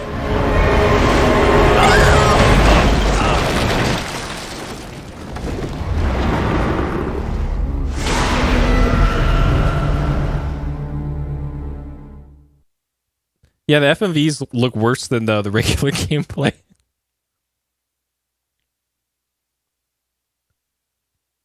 They look worse and run worse. Chris! No! Just go. I'll be fine. But Chris! You've got to save Steve. Go! Do I? Do I really? Well, I think she has like one gun with like 2 bullets, and she's in danger. And there isn't even an item box here. Okay, there's an item box, but no save point.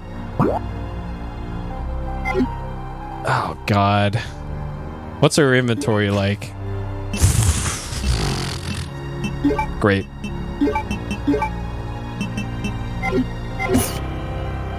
Alright, so she's in danger. So I have to use first aid spray.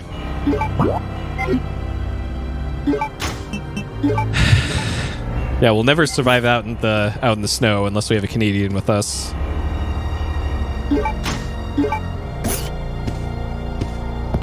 Alright. Turn this into a full heal.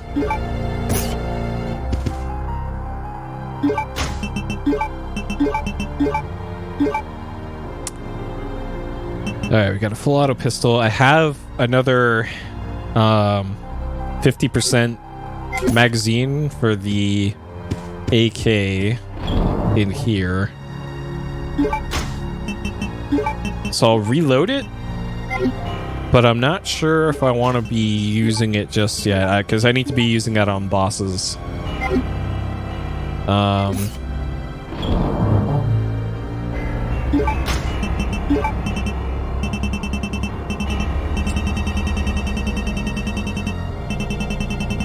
Interesting. Where's the sniper rifle?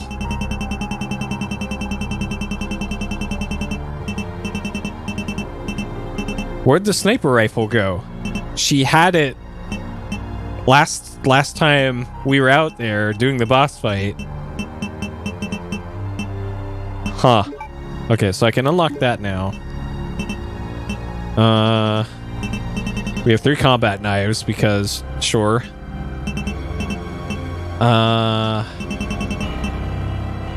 So we'll take this. Sorry, let's see what's in the box. What's in the box? Oh, you have to examine it.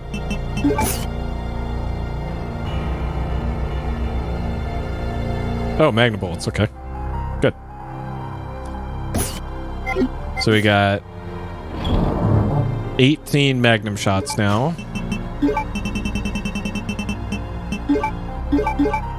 Okay. And there's something behind this.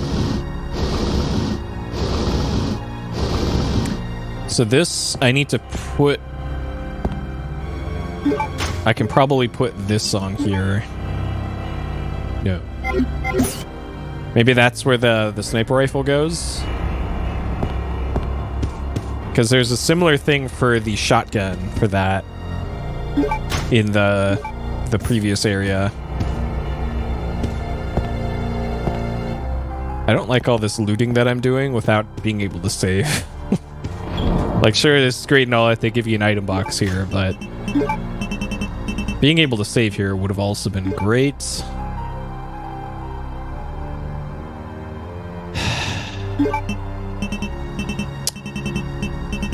I'm debating bringing the Magnum. There's clearly gonna be a boss fight here. Like the room just south of here, the long one with the kind of narrower part at the left side of it. I bet this is just a go from cover to cover while sniper shoots at you from the left side.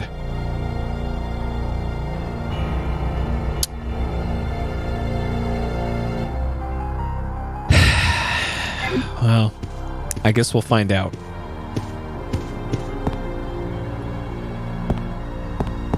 Okay, anything else left in here?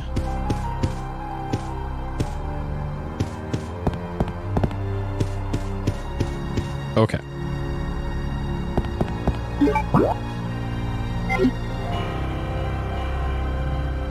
Yep, sniper wolf. The way that RE4 VR handles sniping is actually really neat. Oh, great, cool.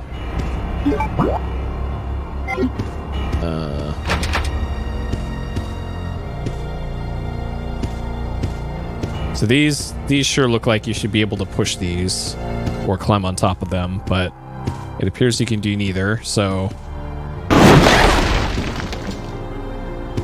Great, cool. And I don't think you can avoid taking damage from those.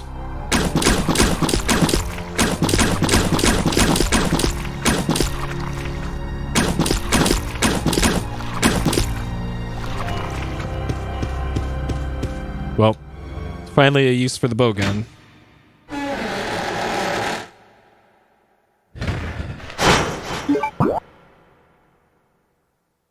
Okay, so door to the right of me.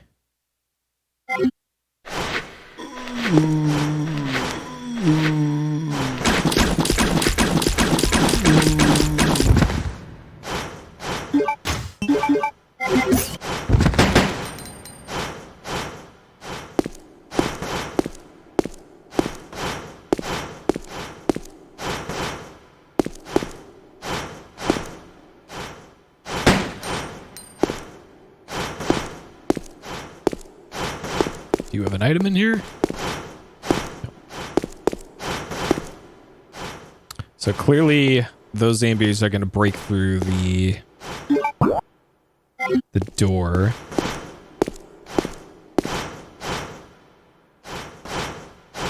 Okay. This is definitely a boss fight area.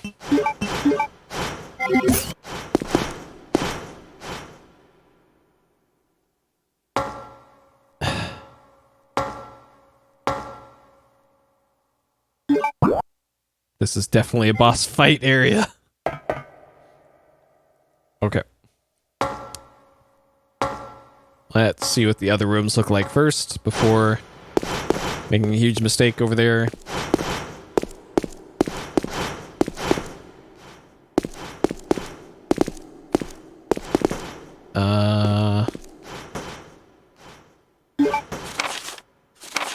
Security. Self-destruct device in the control room. Activation code in the computer.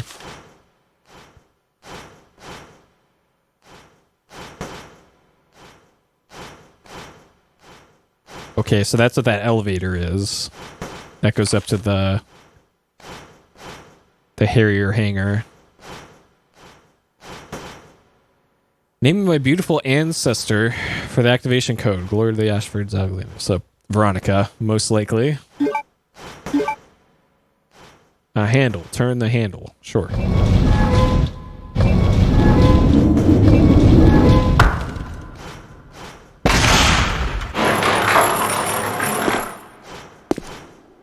Well, this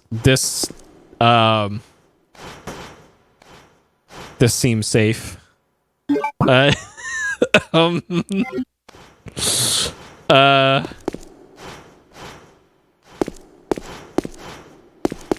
Oh man, papers, please.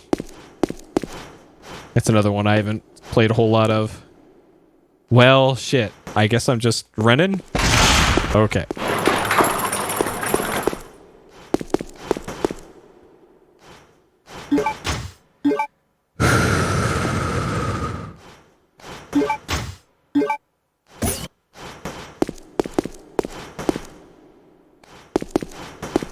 Oh, also, speaking of indie games, Teardown announced the part 2 of the story mode is coming out in December. The crystal, okay. It feels like I need to crush this crystal ball under that. Contains a card inside. If I could obtain the card, I could obtain the card if I crack it. Okay. So it feels like I need to get like right here and use. So it looks like there's a safe spot in the middle of this thing. It looks like this is donut shaped.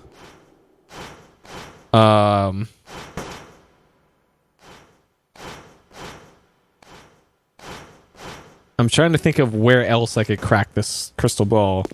And besides, like, right here...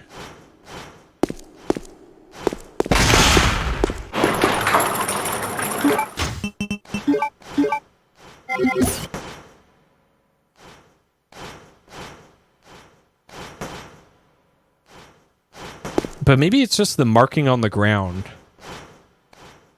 Plus, I haven't saved for 15 minutes, so... Like... Shit, it can't be there that I cracked that. It's got to be somewhere else.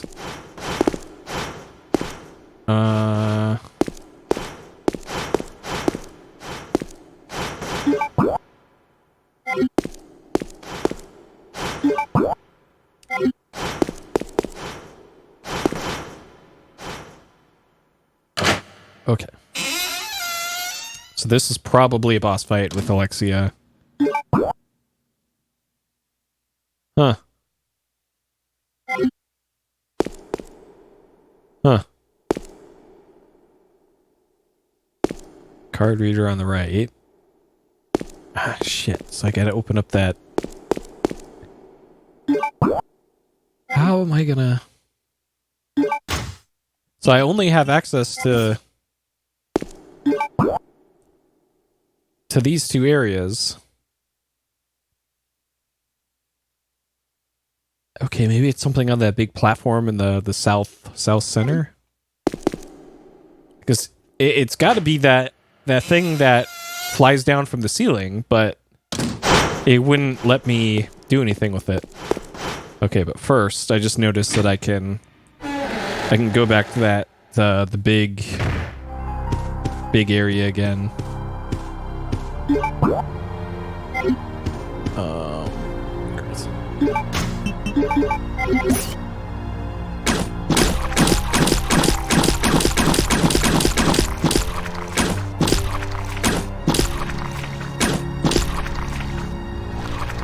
Okay, 15 shots.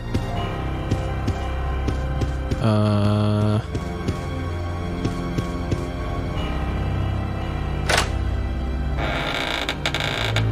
don't think there's anything in here. Like, I could try putting the bow gun onto this. But I don't think the bow gun's big enough. I've tried that. I think Chris has the shotgun.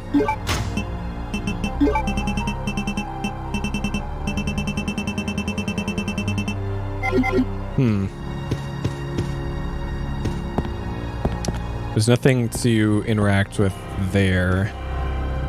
I gotta save Steve! Okay, well that rules out that other way. Fine, we'll save Steve. So it's looking like I only have two options here. One is to go into the obvious, like, boss arena. And now that I look at it, I only have 2 heals. Let's maybe fix that real quick. Or I try and see if I can use that crusher thing to crack open the crystal ball. But I have a feeling if I screw that up, it will just instant kill me. So...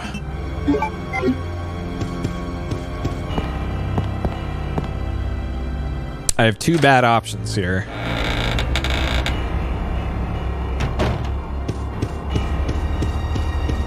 And I don't see anything else to interact with on this screen. Unless there's, like, hidden items between these. Nope.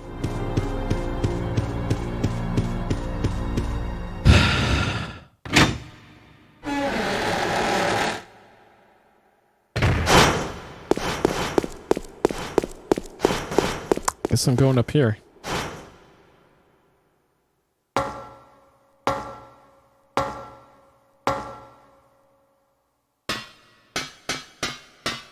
Well, that's the queen ant underneath me.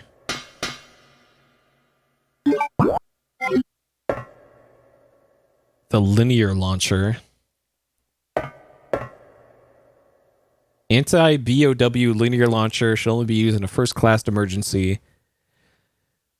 To use, turn both the left and right keys clockwise simultaneously, then push the keys in to release the safety lock. The weapon will be ready for USA after the energy charge is complete. Complat. And the weapon lock is released. Okay. Okay. Sure. This appears to be a Chris and... Ah, okay.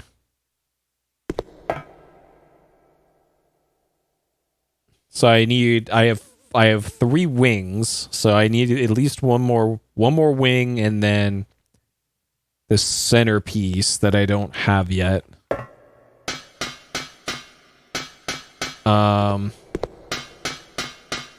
Okay, so this only leaves getting the security card out of the crystal ball thing, which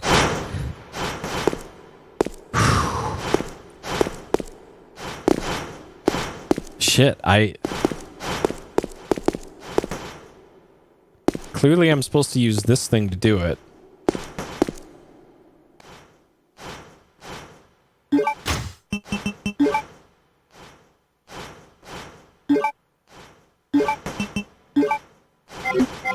Okay, so maybe I have to like open the menu when I'm underneath here. Oh. Okay. Yes, that's what it was. Security guard, okay. Whew. Okay. Alright, that puzzle... Why couldn't you just... Why couldn't you just use that off to the side? Alright. Emergency. It just looks like a cassette tape. Okay. Alright, so now I can do the thing in here. Oh, there's probably going to be some sort of boss fight. It's going to be a very narrow hallway, so I'm guessing... probably that tadpole-looking thing that I fought as Chris.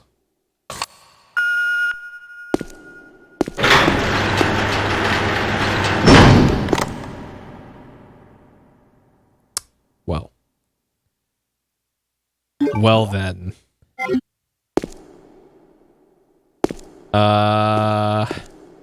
This reminds me of the room in RE1 with the suit of armor that had the spinny blade on it that would crush you if you didn't do something fast enough. And if that's like this here, that's pretty fucked up because there's nowhere to save. Great. Okay, well let's equip this little encounter.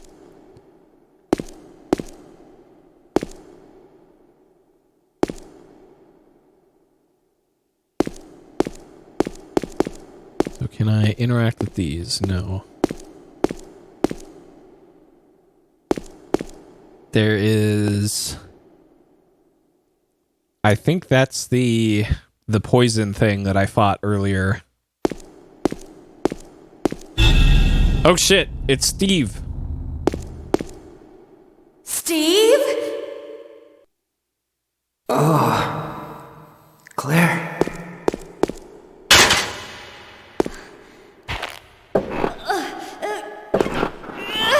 Just duck under it. Steve? No, I can't do it. Who did this to you? That crazy woman told me she was gonna perform the same experiment on me that she did on her own father. She's completely insane. What's wrong? Are we fighting Steve? Claire! Can't breathe! Claire! Help me! Claire!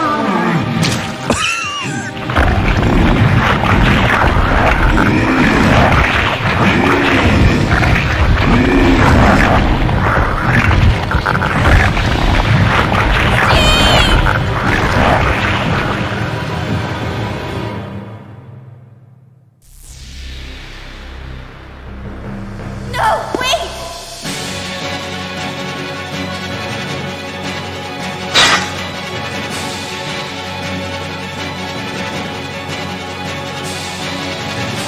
Steve!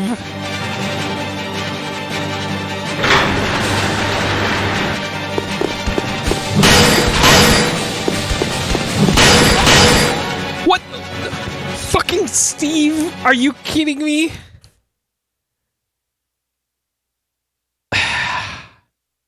Did Steve just really take me down from full health to dead in 2 hits?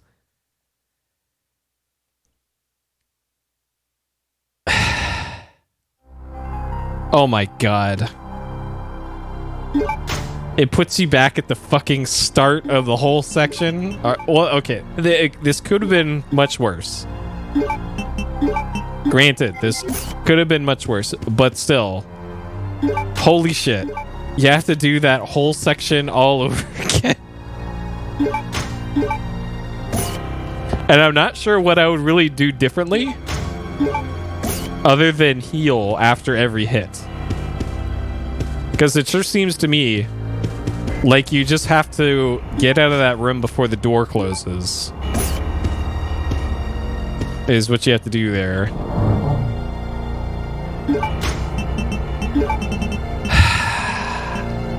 I knew it would be Steve that would betray us in the end here. Fucking Steve. God, that's so annoying. Hey, Darkuchi. Well, Steve just murdered the shit out of me, and I haven't been able to save for a long time, so it could be better. Could be better.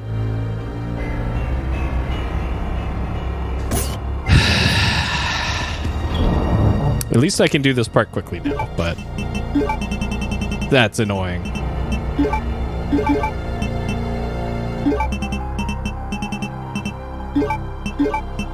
Okay, so clearly I'm gonna need like every heal that I've got.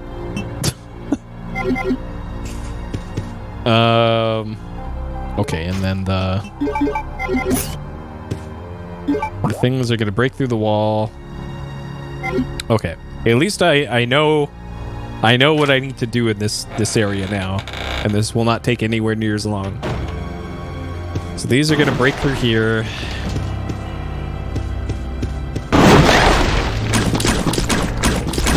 6, 7, 8, 9, 10, 11, 12, 15, 14, 15.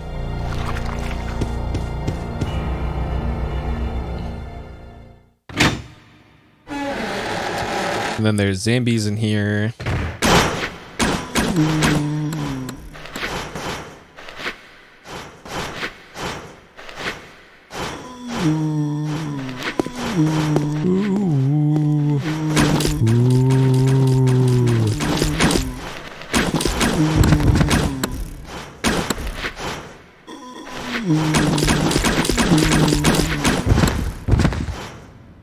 Good old bow gun.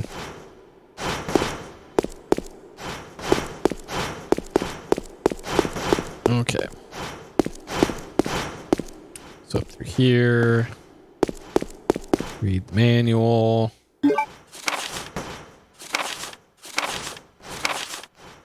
the code is Veronica. Actually, if I don't turn the handle down, just go in here, and I don't have to avoid that for now. Get these. Reload the bow gun.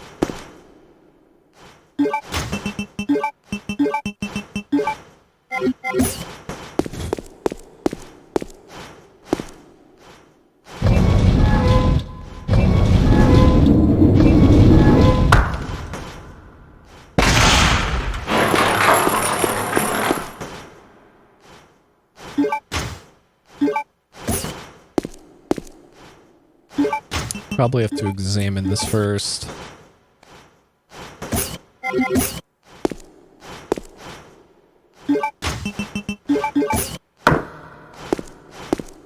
Okay. Yep. Missed opportunity. Okay. I'm assuming there's nothing in these barrels. Let's, okay, this is not RE4. Can't break barrels for items.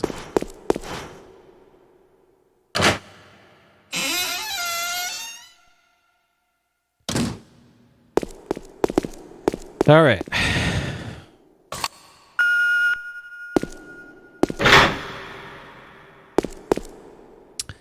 So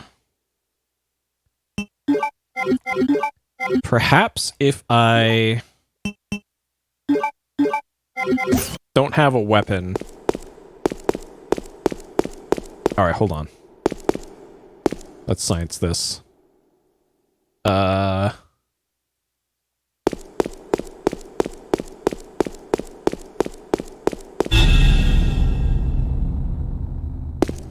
Okay. Steve. My science is interrupted by Steve. As usual. Okay. So you don't run any faster without a weapon equipped.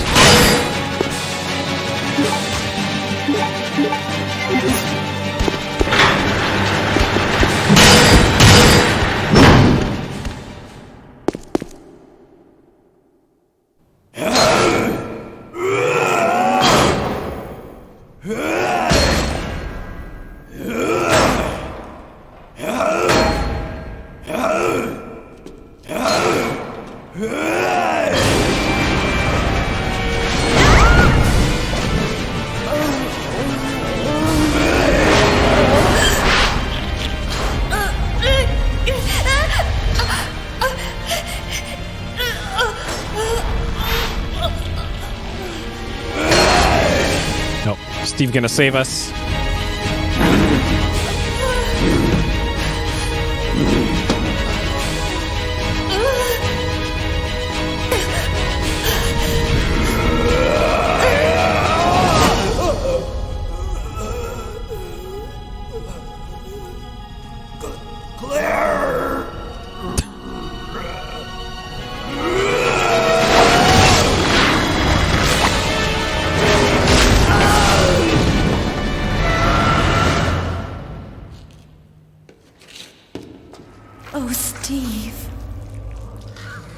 Steve isn't Shrek anymore.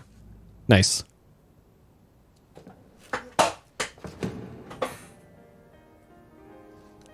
I'm assuming he's naked now. Claire, where are you putting your hand?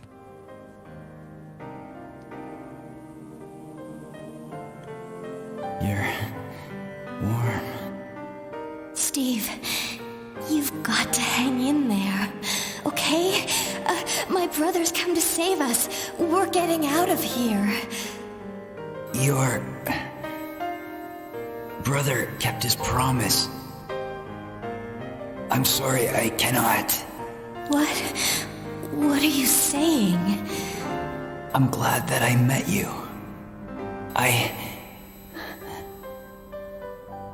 love you, Claire.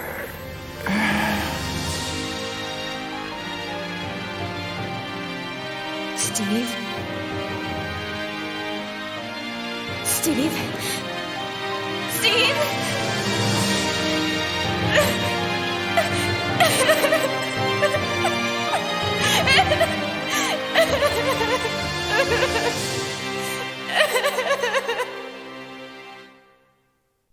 We got one last sorry out of Steve. He just couldn't say sorry when he was Shrek. At last, I've found you, Alexia. Come with me. You're responsible for the creation of the T. Veronica virus. And now the only existing sample is in your body. I want it. Now! You want it? You are not worthy of its power!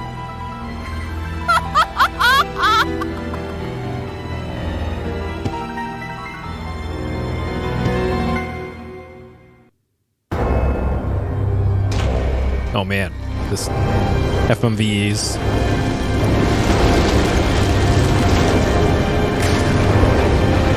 Nope. Okay, so that's how we get that.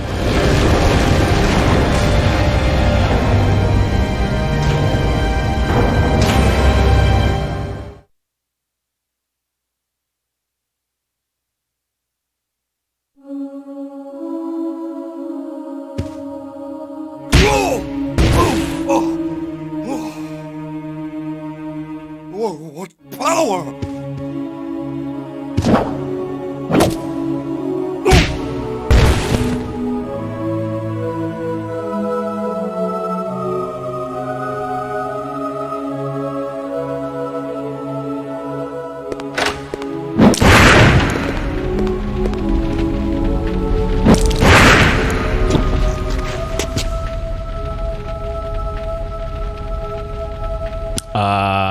This boss fight that I'm. Oh god.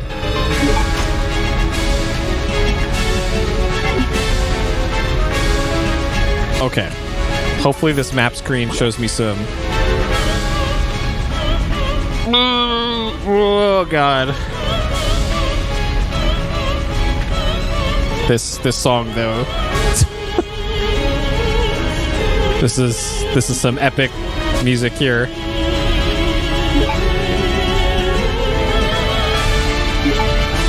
Oh man, I am not at all prepared for this. And there's no way I can prepare other than load my save before I save Claire. And... oh boy.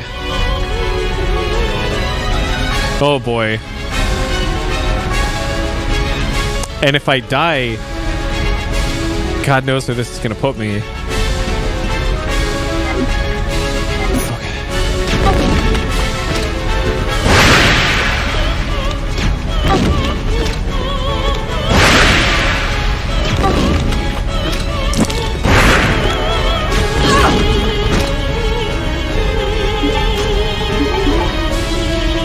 Summon yellow caution.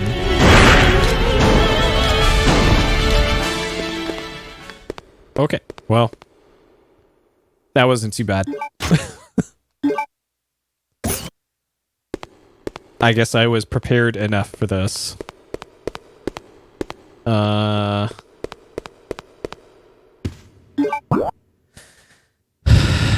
I can't really go upstairs. I guess I could try.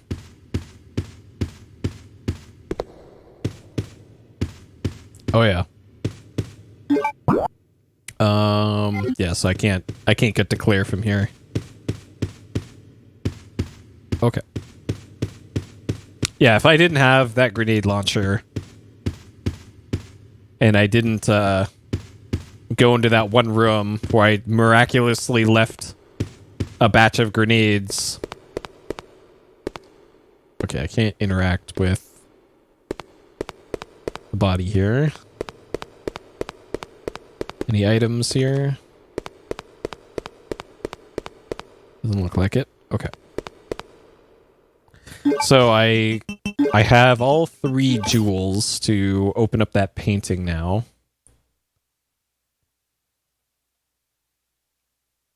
Okay. I still need one more dragonfly wing and the body.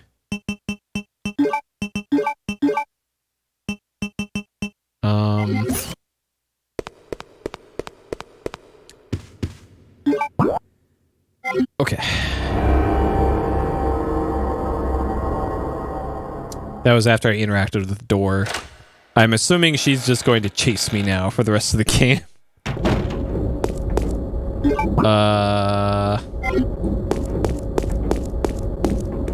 And it's gonna be like Nemesis chasing me now. Okay. So then the next question that I need to ponder is, what resources do I allocate to Chris here, and what do I leave with Claire?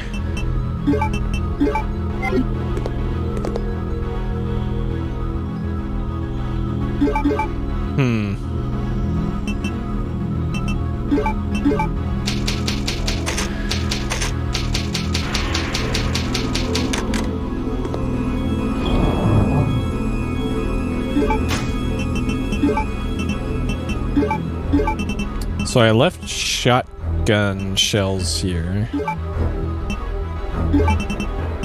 No grenade launcher rounds. So Claire has the assault rifle, the bow gun, and the auto pistol.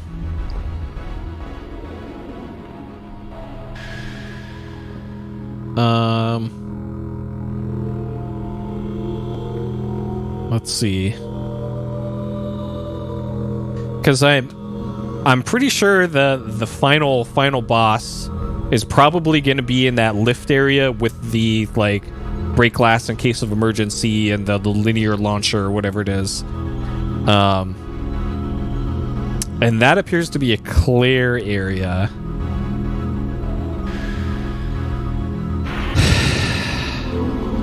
I probably shouldn't just overthink it at this point.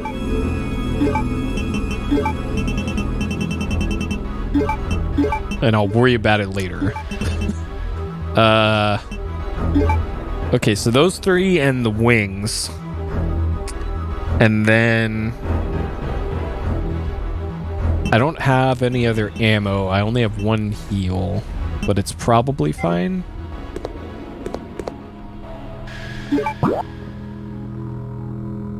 Okay, so then I need to go back into that area. But Alexia got up.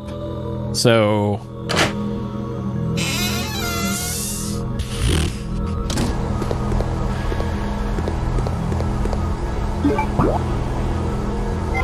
this way.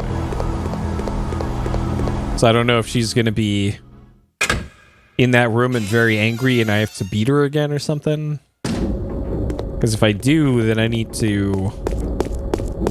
gonna need a different gun. / more guns. And we'll find out here, I guess. Okay, she's not here.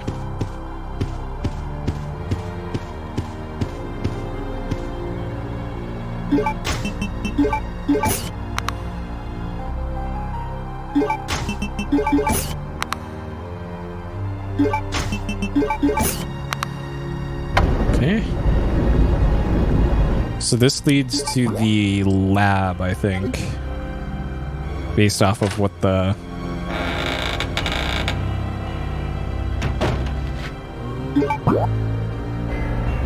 Okay, big door to the right. There's a one-way. So that's the way back to Claire. There's a one-way.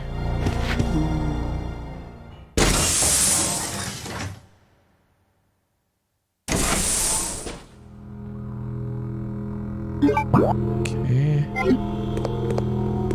This must be the control room that you input code Veronica into it.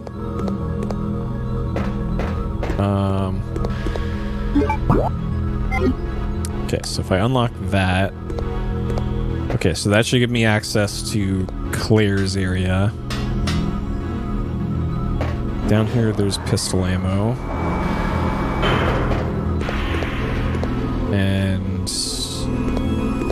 Okay, there's another dragonfly wing.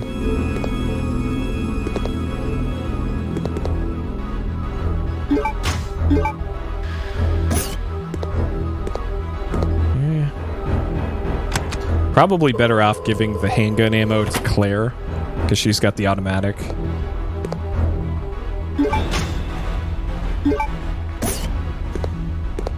Okay, so we got the 4 wings of the dragonfly now. I still need the body of the dragonfly. Control panel. Code Veronica report. Administers the intelligence of man.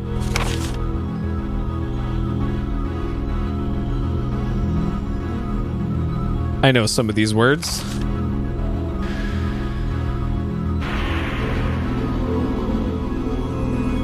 Uh-huh.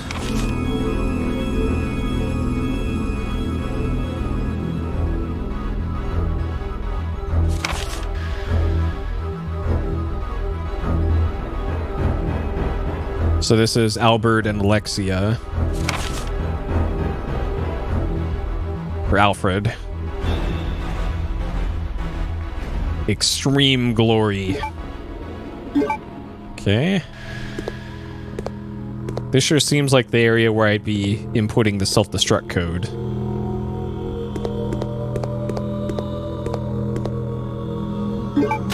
Huh. Okay.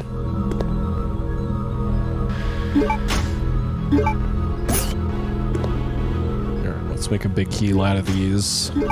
Since I haven't seen any red herbs anywhere.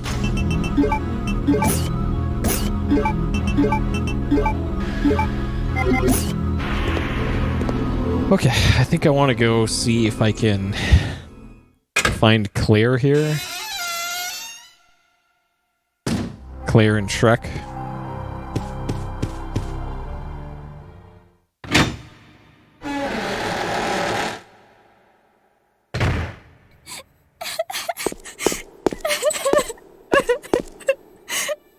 Claire? Is that you, Claire? Chris? No!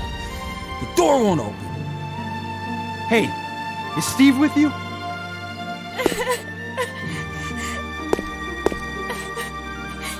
Steve, he...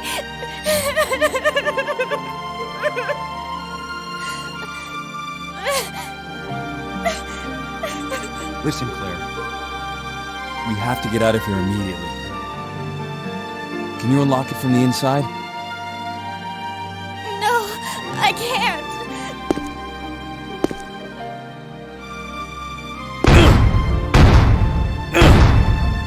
Chris, there should be a self-destruct system somewhere.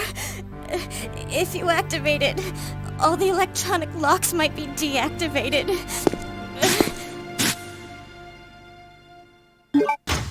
The ear texture on Chris is very low resolution. Okay, so I guess maybe that's why I couldn't...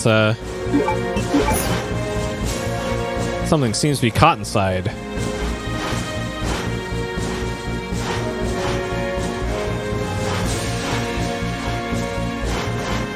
Well, we'll open it.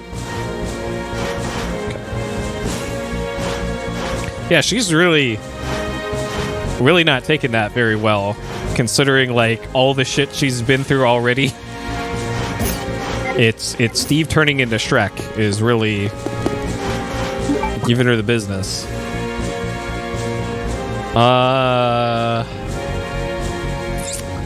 Okay, so I guess now with that I can maybe get access to some other areas that I couldn't before.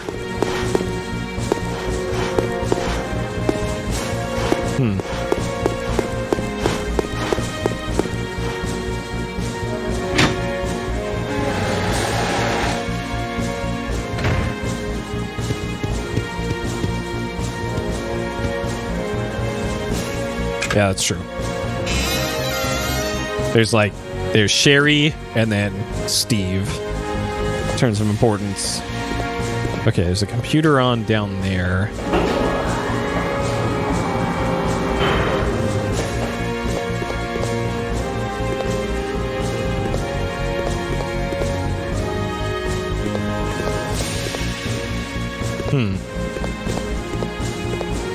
Okay. This sure feels like escape sequence music to me. Like pre shit hitting fan music.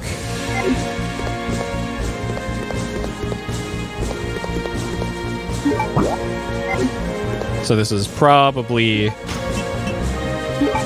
close to end game here.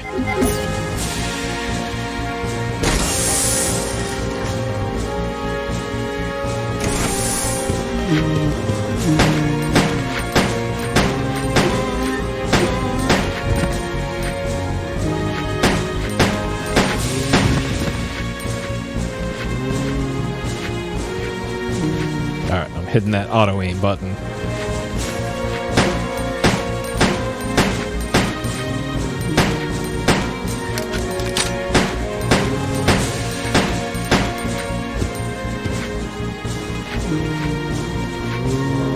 Whoa.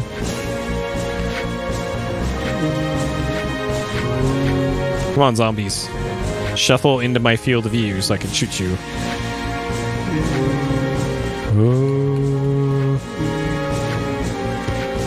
Because this camera is not doing me any favors here.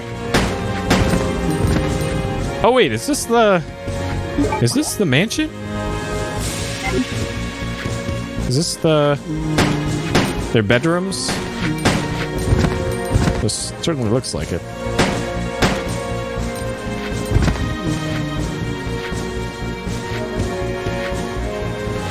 Alright, so the door over here is a one-way door.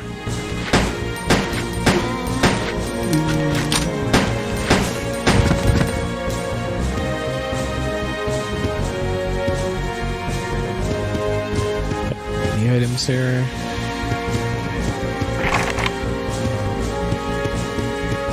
Yeah, okay, so there's the little window thing into there, so this is just their bedrooms from the mansion.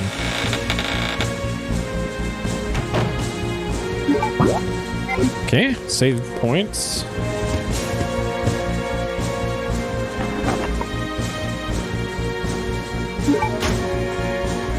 Sterile room.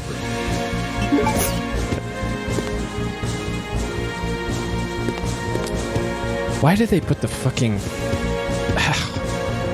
Why not put a box over here too? Like, I'd love to save here.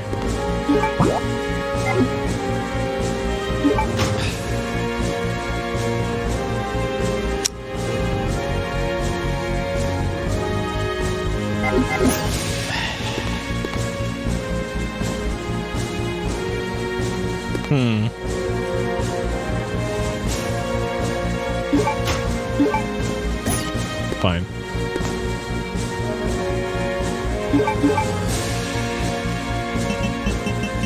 I'm just going to save 3 times.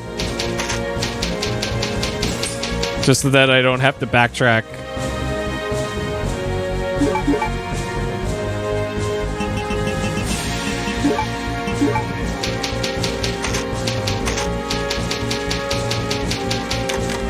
I'm sure this might be a horrible idea, which is why I think I'll save to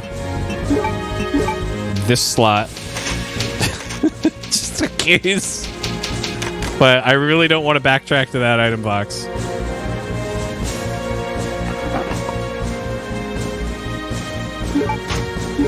Alright. Perfect. Look at all the inventory room we got now.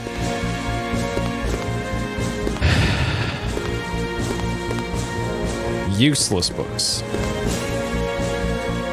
Veronica. So, of course, they put that there because I'm sure you have to spill it out on a keyboard with the self-destruct code is.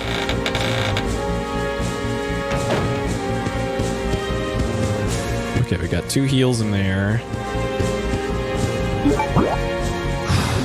Okay, and this is probably a boss fight.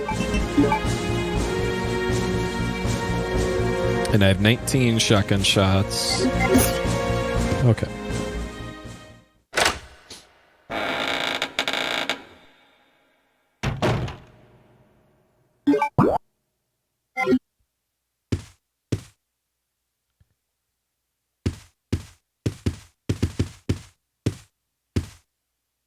Oh, that's right. Okay.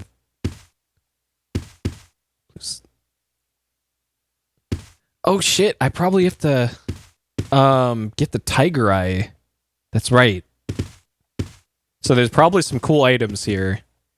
But I need to backtrack to the tiger thing in order to get what's in there.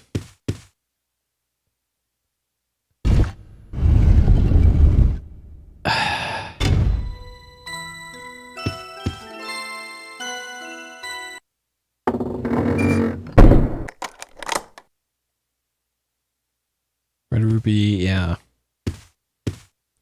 Because that's how you get access to the area above this.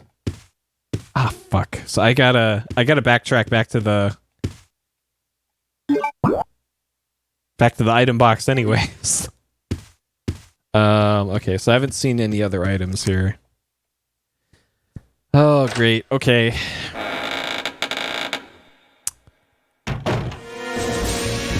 Alright. And epic music is back for our epic backtrack. Okay, back this way. Really hoping enemies haven't respawned, because it kind of seems like I need to be careful with ammo now. Actually, I wonder.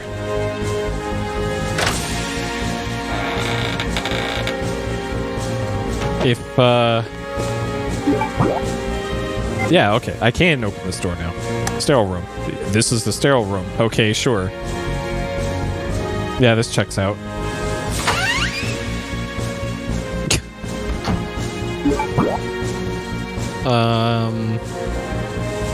Ah, yes, okay, that's right, this is the whole reason why I couldn't do the tiger eye thing before, is because I couldn't open that door. And now I can. Because I have to go through that door in order to do the tiger puzzle. Yep, good old wallpaper sites. Make a Steve-themed Zynga page.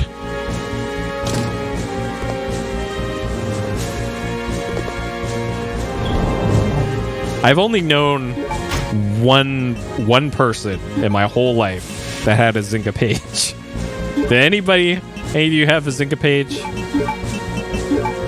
Anyone want to double that number for me? It was like 2004, I think. You had one? Okay. I know 2 people who had a Zynga page.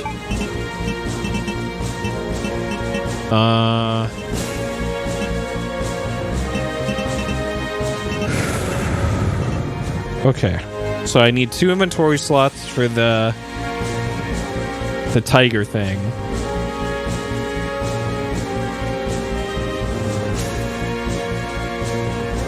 Okay. I'll leave 4 open inventory slots.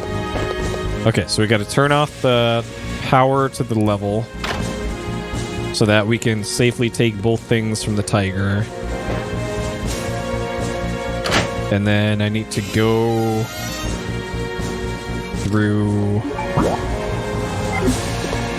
here.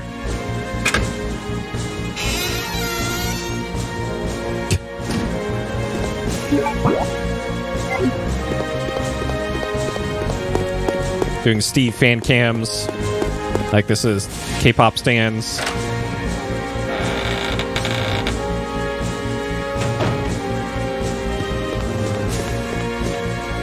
Here.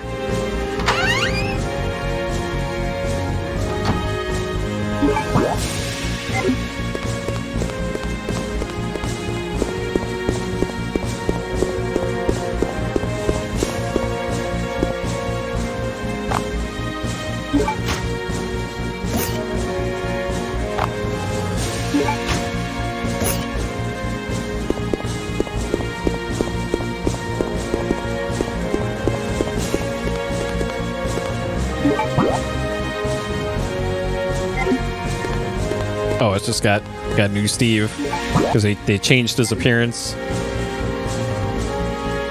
Unfortunate. Maybe there's some stuff in like Dreamcast magazines from back in the day that would have something like that. Here's Steve in our cover image, exclusive.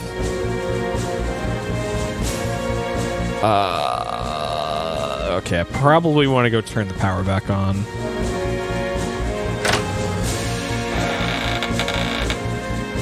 If only for convenience? Because I don't see a reason to keep it off now that I have both the tiger eyes.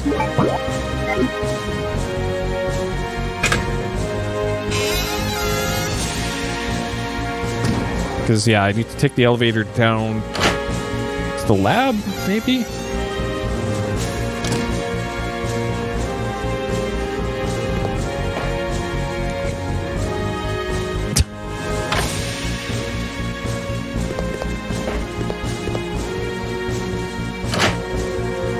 No, he looks like Rion from that the blow up people's heads with your mind game, whose title eludes me at the moment. Where am I going now? Yeah, Galarians. Okay, where am I going? Oh, back in. Okay, this way.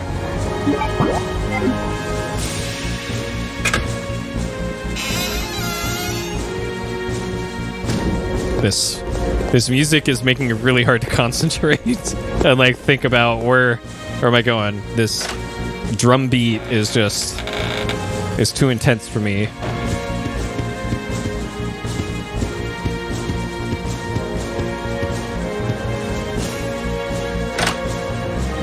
And I'm also getting the sneaking suspicion.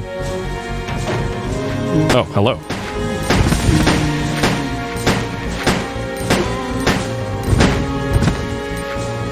Nice of you to respawn every single zombie in the game. Oh. How much ammo do I have? Not a lot. Great.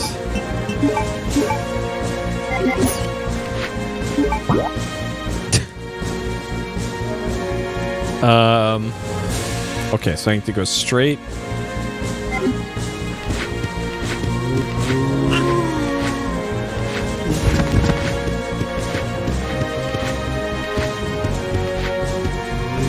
Grab one of these.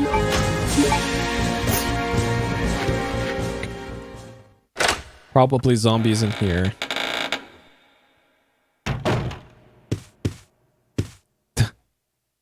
Yep, the Steve fandom already on it.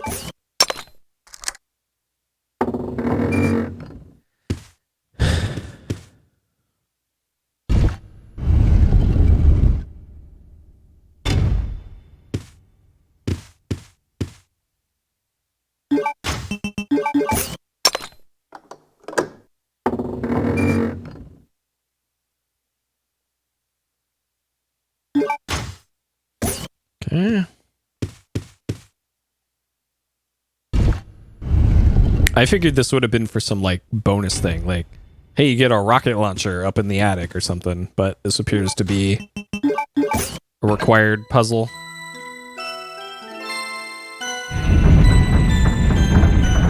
So this is where the, like, little amusement park was. There's a merry-go-round up here. And then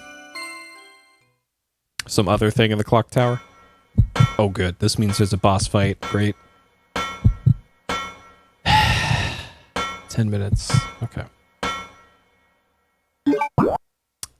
Great. 7 shots. 20, yeah. Oh boy. Oh boy.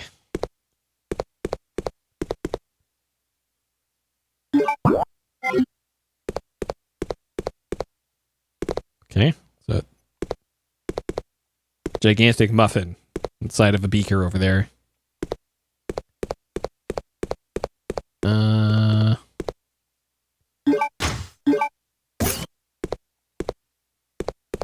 And some heals in the corner here. Mind if I do?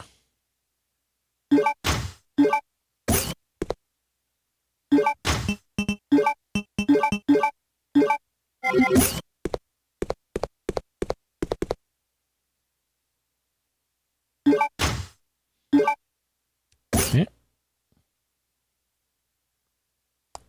Oddly specific camera angle here. Almost as if something we're gonna...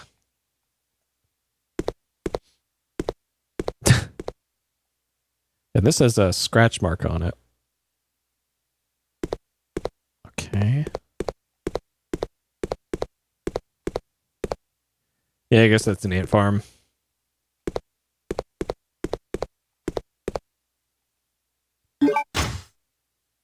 I don't... What? Game. Please. There's been... Okay, so I've saved 37 times already.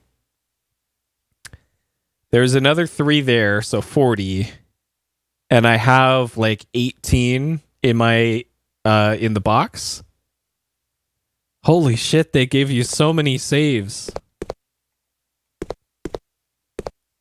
Like... It's a good thing, but man, what a difference from 3 to this one. Like 3 had shit like 20 tops in the whole game, maybe? It felt like.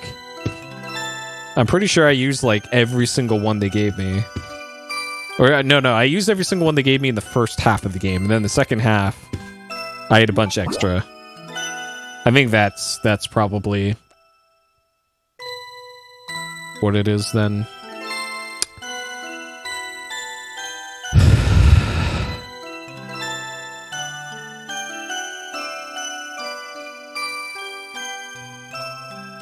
Okay, so I'm thinking ahead to what I need to do now.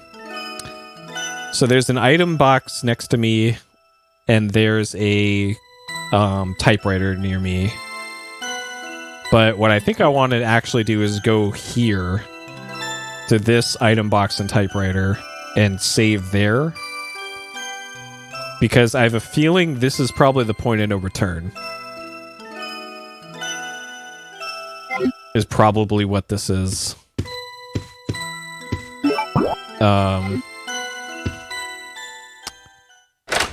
So I probably want to give...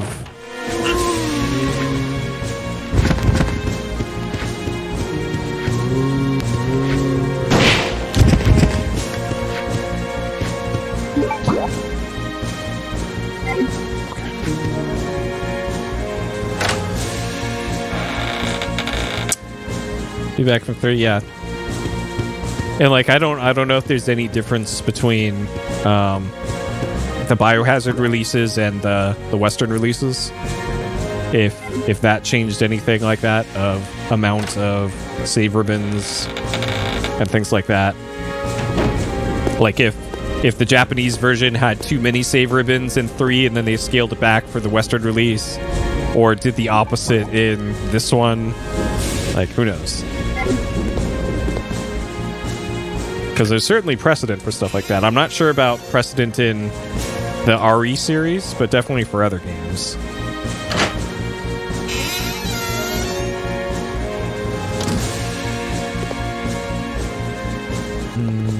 Okay, so let's plan ahead here.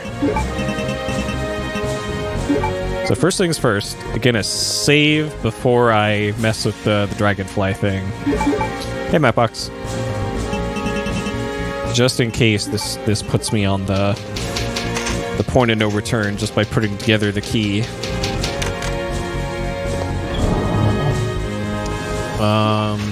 Okay. Alright, put together the key.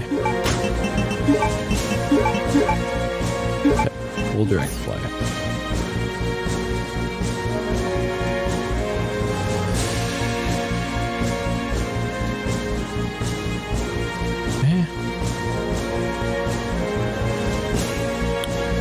Well, I know like any game that's working designs touched has regional differences.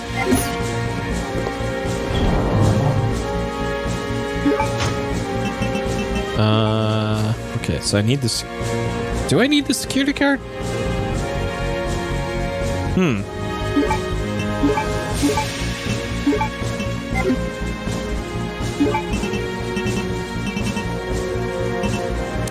So I'm debating right now whether or not to give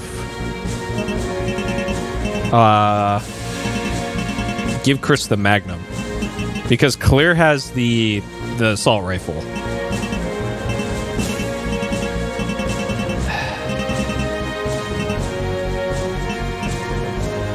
Oh yeah, the part with what's her face. Yeah, I remember that being a thing in RE4 speedrunning.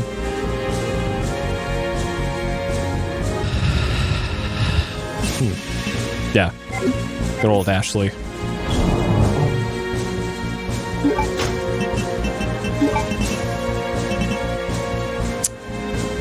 Not sure I want to bother with the grenade launcher.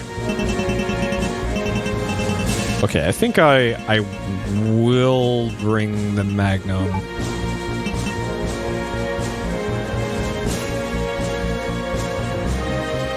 And I'm going to put away the pistol bullets, because I think those are better given to Claire, because she's got the automatic pistol. So, shotgun, a little bit of that, and then the big problem solver here. And then maybe I'll be able to go back to the item box later. Okay. But yeah, I have no idea what's coming up here, so I'm just thinking ahead to if this is the point of no return. Okay, so we have a green icon on the door at the bottom center now. So I can open that now with the dragonfly. So I guess that's where I'm heading next.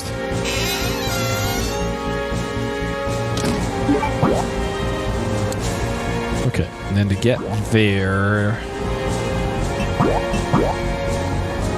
that was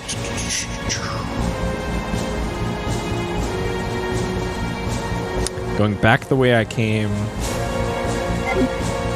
Okay, this way. All right.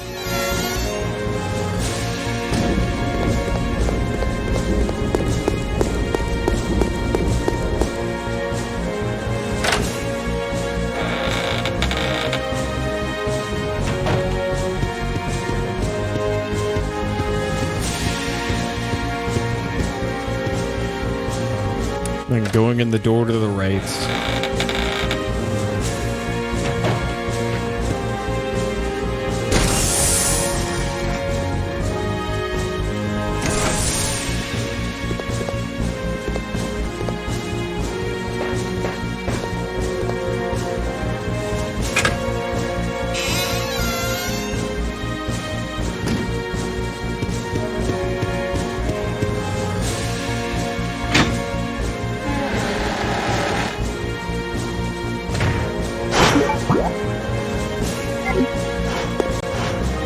I must save Claire.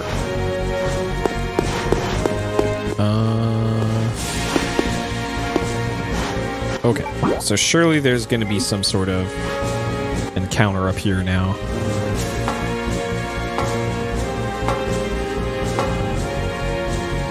No? Okay. Alright, so what's behind this door then?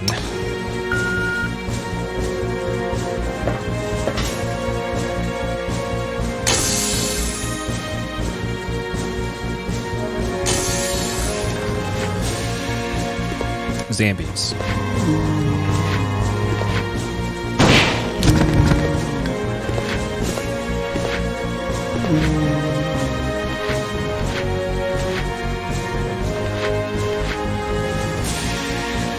Zambi, please. Please. Thank you.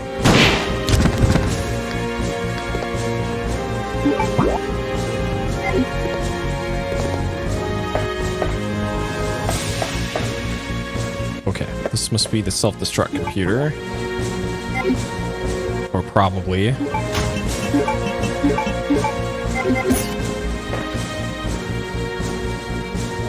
This is self-destruct. Okay.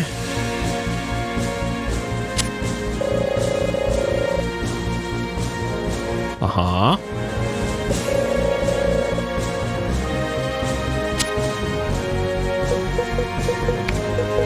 Code Veronica.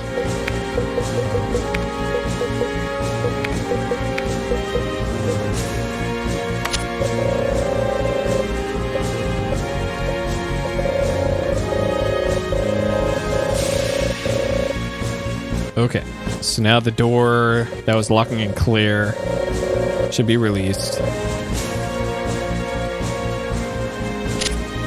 This facility will detonate in 5 minutes. 5 minutes. Oh shit. All doors are now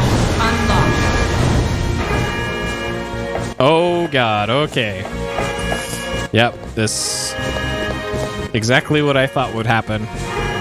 Oh good, the timer runs during load screens. Great. Cool. You made it! Of course. Come on, let's get out of here.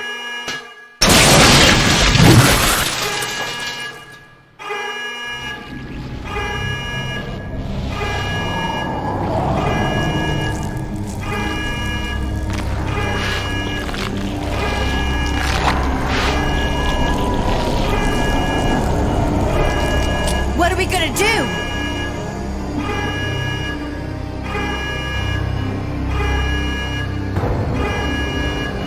Okay, turn the key clockwise simultaneously on 3.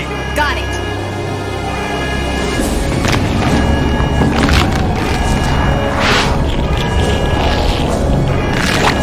One, 2, 3. Initiating energy injection. Warning. The safety bomb will not be released until charging is complete.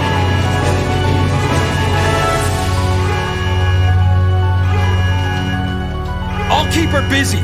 Just go for the emergency elevator. Chris, but I can take care of this. Just go. you have to make it. Don't die on me. Who am I playing as here now? Claire or... Okay. Well, there goes that plan. Okay, so I'm currently Chris.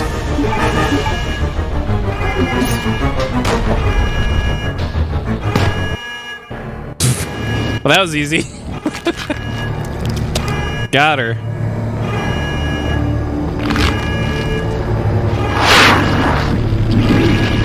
Oh, God. Okay, let's get the rocket launcher.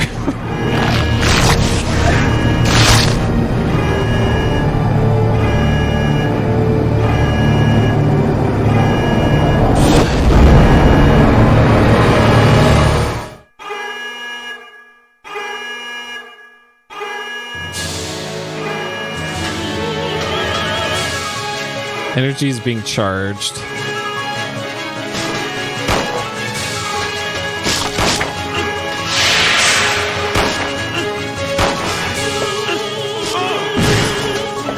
Okay, I'm still fine.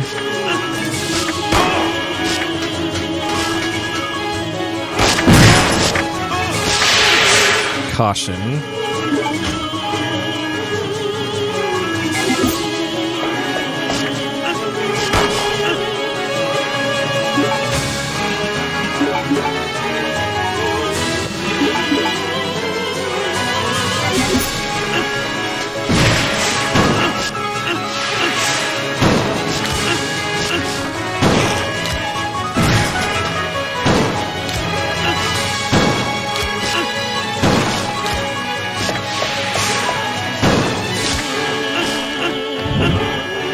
No. Okay. Caution again.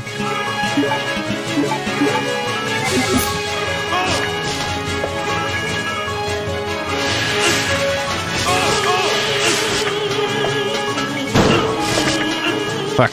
The auto aim is going for... Shit.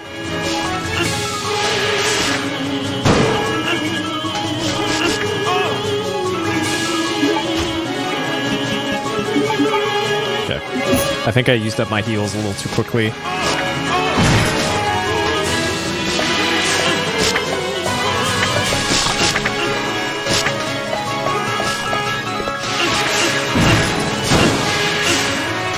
Man, they're giving me the business right now.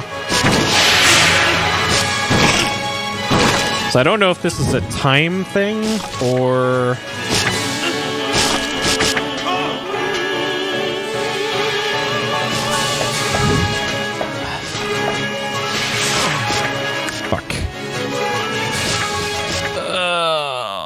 I don't know how long it takes for that thing to charge up. Okay, where does this put me? Okay, that puts me there. So...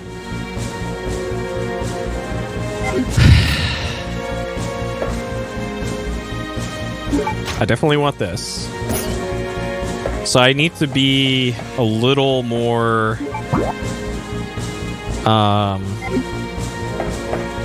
space out my heals a bit more than I was doing.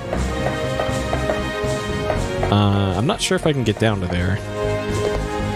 Or if there's items down there.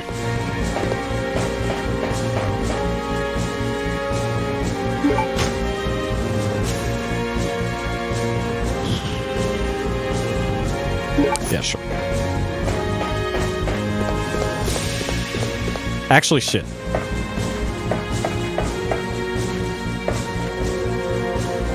No, never mind. I was thinking if the security card gets used up. Wow, you have to enter in this code every time.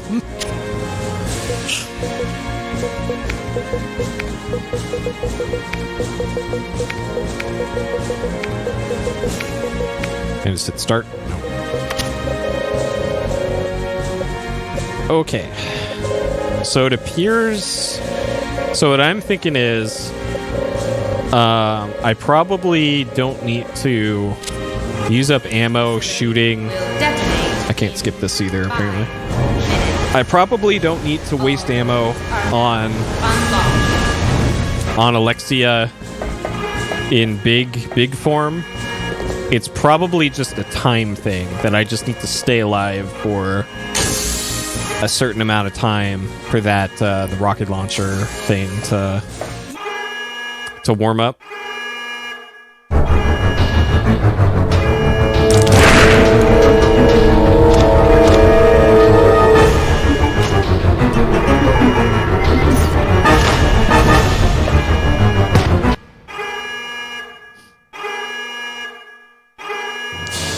So what I probably need to do then is have this equipped.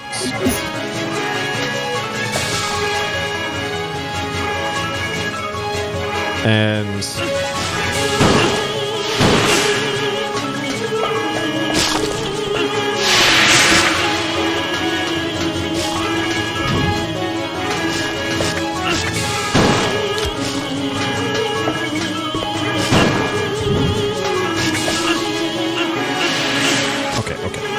Get in the business now. And I'm poisoned now, too. Great. Even better.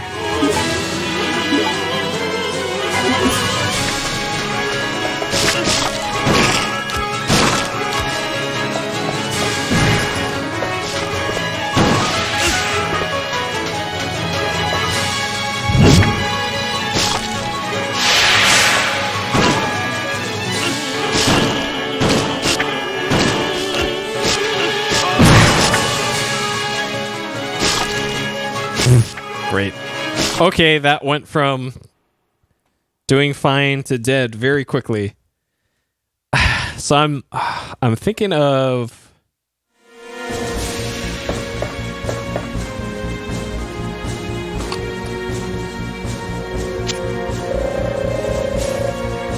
maybe the knife might actually be useful for that. Just to take out the little things.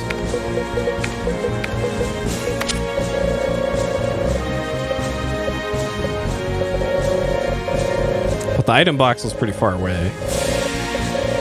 And also, it's running on the assumption that This facility will detonate in 5. the little bug things will die to one knife swipe, which isn't guaranteed.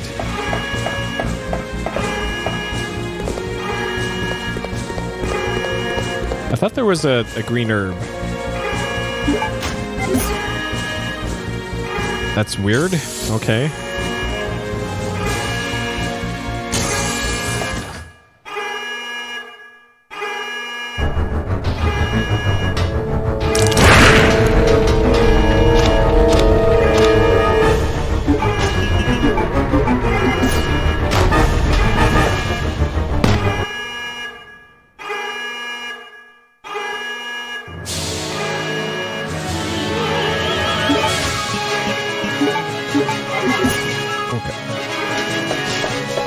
So I definitely can't do the run in circles strat.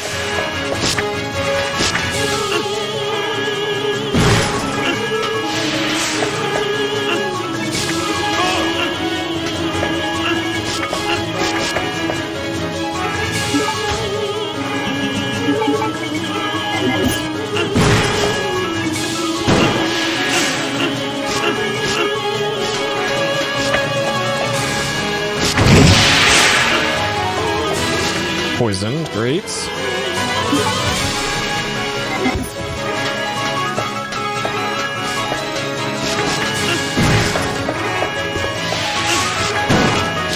Heal, please. Okay.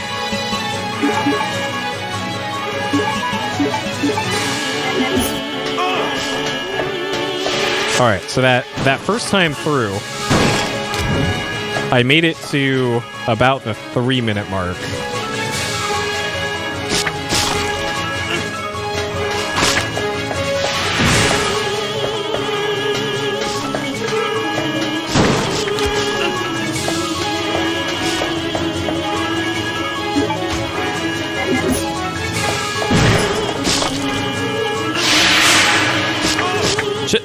Shit. Okay, I gotta heal here.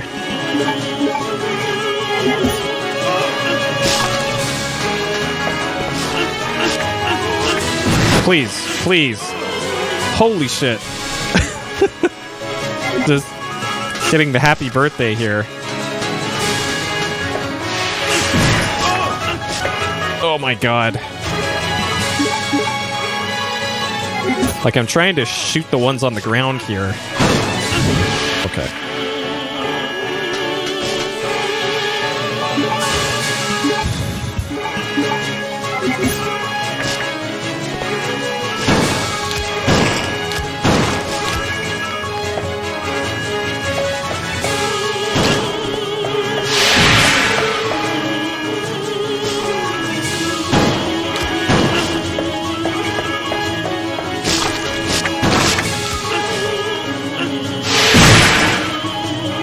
God.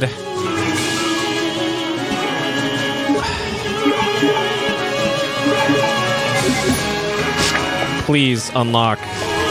Please. Holy shit.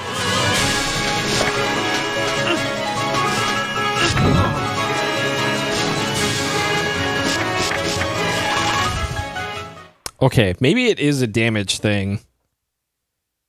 Maybe it is a damage thing. And not a time thing.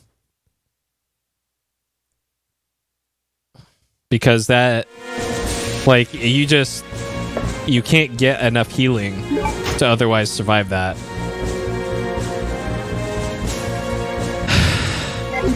Okay. Alright, this time we'll try just shooting the whole time.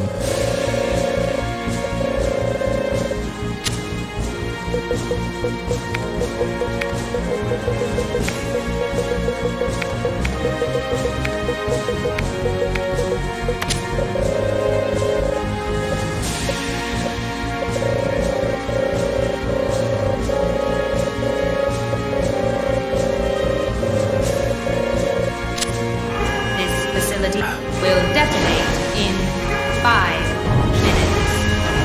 Okay. All doors are now unlocked.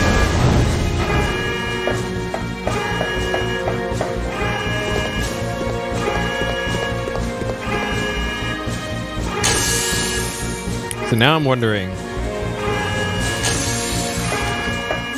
do I bother using the Magnum shot on for this? Can I take her down with a single with this? Yes, okay. So that saves me a Magnum shot.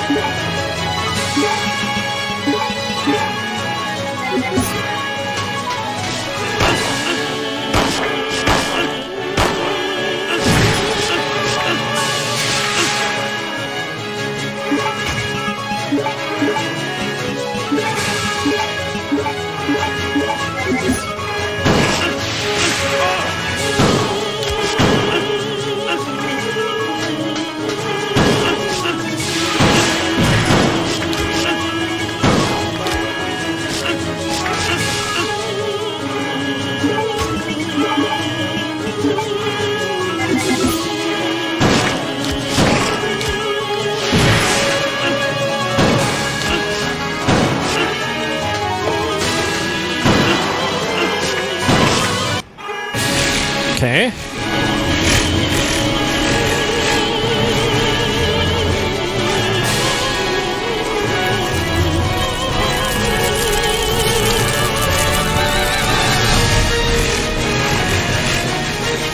So I've used up pretty much all my ammo for everything right now, so I really hope I can use the rocket launcher now.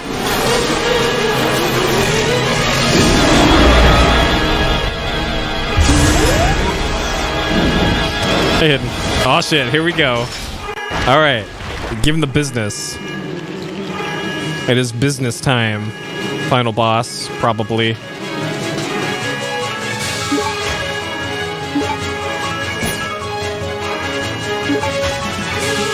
Infinite ammo. Alright, let's check this thing out. Okay. Anti-BOW linear launcher. Built to handle BOWs. Alright, let's give him the bow.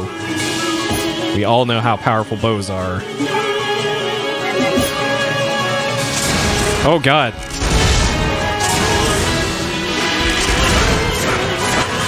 Yep, just brush off that fire.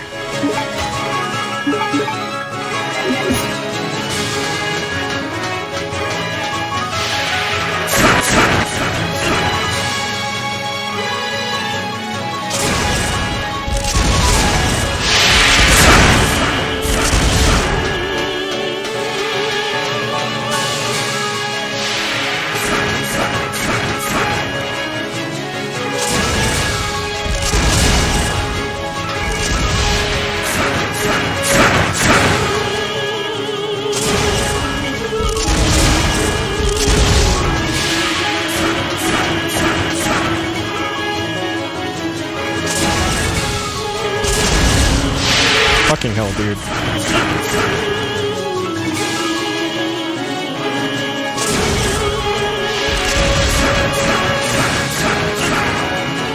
What? That was 5. Bullshit. Okay.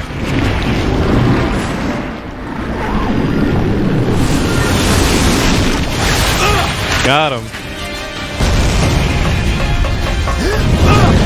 Okay.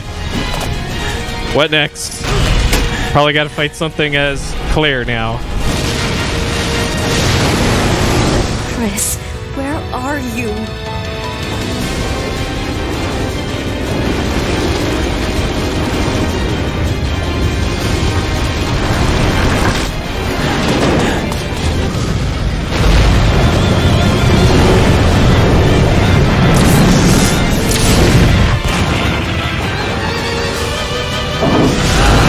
So now Claire can fly a Harrier. Chris! Hey, you know that I always keep my promises.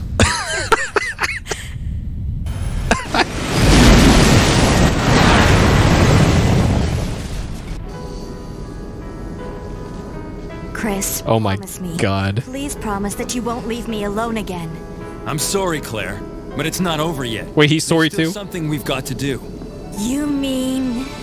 Yeah, it's payback time. We've got to destroy Umbrella. Now, let's finish this once and for all.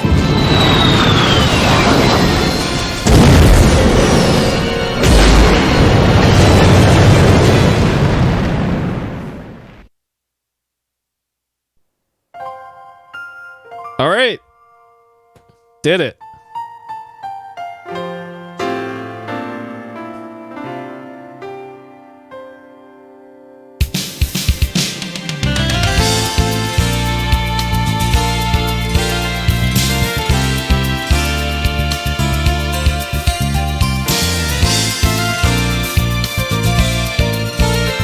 That's the real twist at the end, is that Chris is also Canadian.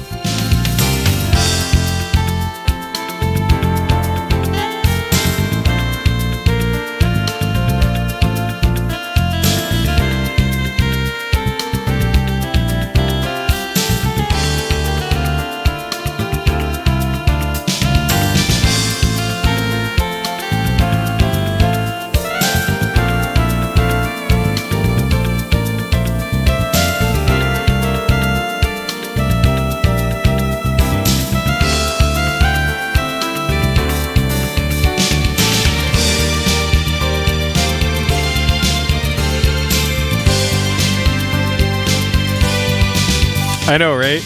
Like this got some suddenly Persona music.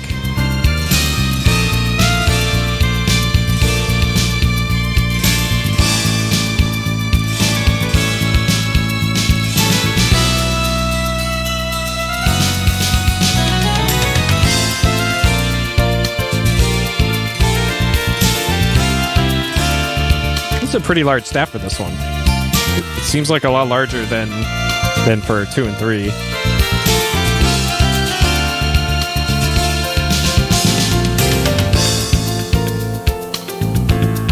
Announcer.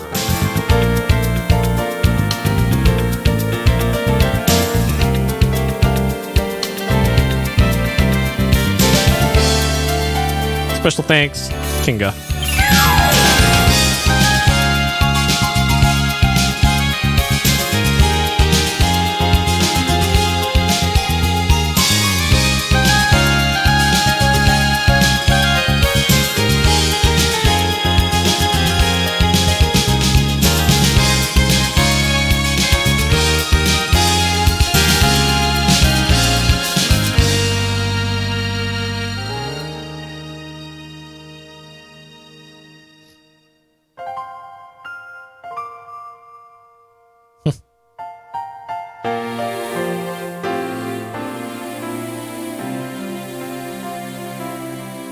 So what exactly did Code Veronica X change / add then to this? Did it add like some new modes? I know they changed Steve. They changed how Steve looks. Is there anything else that they did for the other versions? Or Wesker. So there's actually different plot stuff? Or is it like bonus stuff? Let's just... He looks so like... Alright.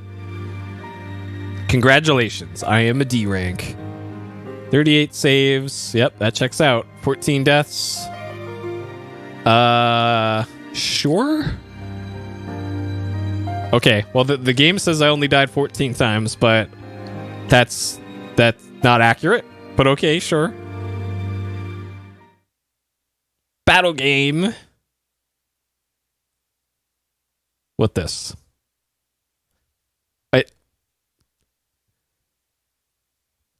Does that mean I unlocked the battle game? Okay, battle game. Resident Evil. Maybe some extra text to say, you unlocked the battle game. Please just go on. I ain't doing that. I don't got time for that. Okay. They actually explain why Wesker has suddenly vampire eyes and all that now. Okay. Neat. Let's take a look at what the save icon looks like. I can't remember if I've seen it yet. I hope it's just Steve. Just Steve's face.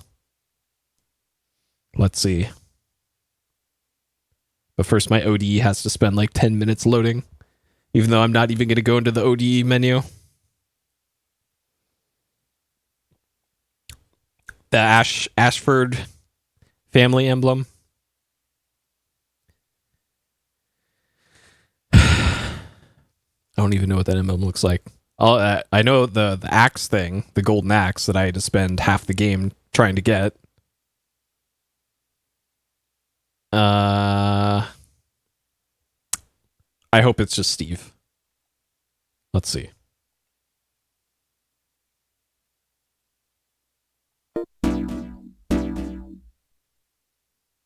Oh. Okay, it's animated Code Veronica with Chris face. And then the system data is that's the RE1 intro thing. And I guess if you have Claire saves, that would probably change to a Claire icon. Okay. Neat. Taking up most of my memory card. That probably explains why I couldn't fit any more saves on here. Because I have 8 blocks free and it takes 9 blocks to do a save. So that is probably why I can only do 16 slots. Okay. All right. That makes more sense now, I guess. So theoretically I could have kept all my my Claire saves, but it is what it is. I had no idea. Okay. There we go. That is Resident Evil Code Veronica on the Dreamcast.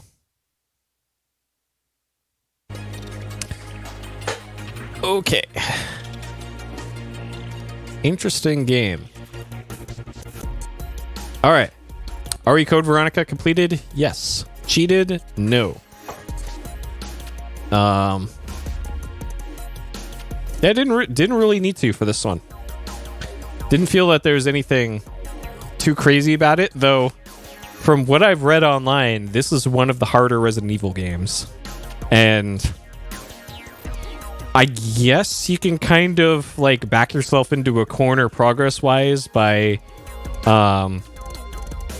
not dividing resources up very well between Claire and Chris. Though I don't know. I didn't have too much trouble. Like I probably could have had an easier time with that final boss if I gave the assault rifle to Chris and then just would have made short work of that final boss. Yeah, like I on my Google News feed, something popped up of like ranking every Resident Evil in terms of difficulty, and they say the hardest one by far is Resident Evil 0, which I'll get to sometime, and then just below it is this one. So, all right, sure. Okay, things I liked. I think the transition to full 3D worked very well for this. Cutscenes were very good, be they real-time or pre-rendered. Especially the intro cutscene. The intro cutscene, which is pre-rendered, just looks really, really, really good on this one. Like, really high-quality CG in this. And then, especially for, like, this is from 2000, right? Yeah, a 2000 game. I think the real-time stuff looked really good. It ran really well. And there wasn't anything like overtly goofy about how it was animated or modeled.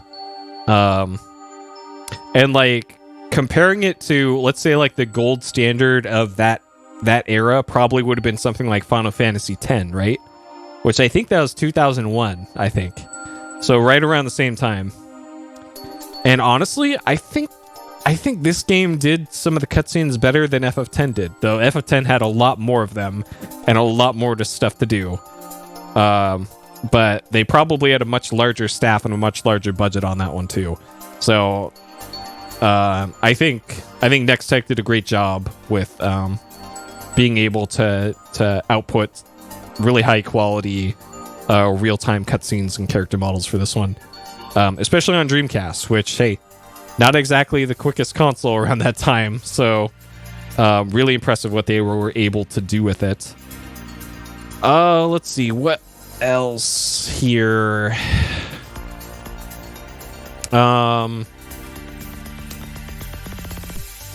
Let's see. A slightly more interesting story to this one. So, the stories of the first 3 RE games were, one was just Investigate Mansion and then Escape Mansion. 2 was find out what's going on in Raccoon City and then escape Raccoon City. 3 was just escape Raccoon City. But this one, it felt like it had a little bit more to it of investigating, like Claire getting captured on the island. You kind of have to escape the island while investigating. And then you get to the cliffhanger of Claire and Steve having a bad time. And then Chris comes in and you play as Chris. And it felt like a more complete game, certainly more than 3 did. 3 felt like half a game. And this one felt like an extension of that, where 3 would kind of leave off where Claire and Steve got blown up in the snowmobile thing. Whereas this one actually had more to it after that. Which I know there's production reasons for that with 3 and all that, I know. But it is what it is. And they put out what they put out. And it feels like this one is a much more complete game and complete experience. Let's see. It also really felt like the game world was a little bit smaller in this one, despite this one probably had like the same amount of rooms, the same area of the rooms, but something about it, like maybe because it's the camera like follows the player more, that it was almost like a disadvantage of this, whereas in the other ones they would have different camera angles in preset positions in those rooms. So it felt like even though there's like 40 unique rooms in the game, each one has like 10 camera angles, so it's like there's 400 rooms. Whereas this one, it's like, oh, there's 40 rooms, but the camera can move anywhere, so it doesn't feel as big. That's kind of the impression that I got, and I don't know if that makes any sense in how I described it, but it felt like it had a narrower scope despite having all these different places that you go to. Let's see, what else?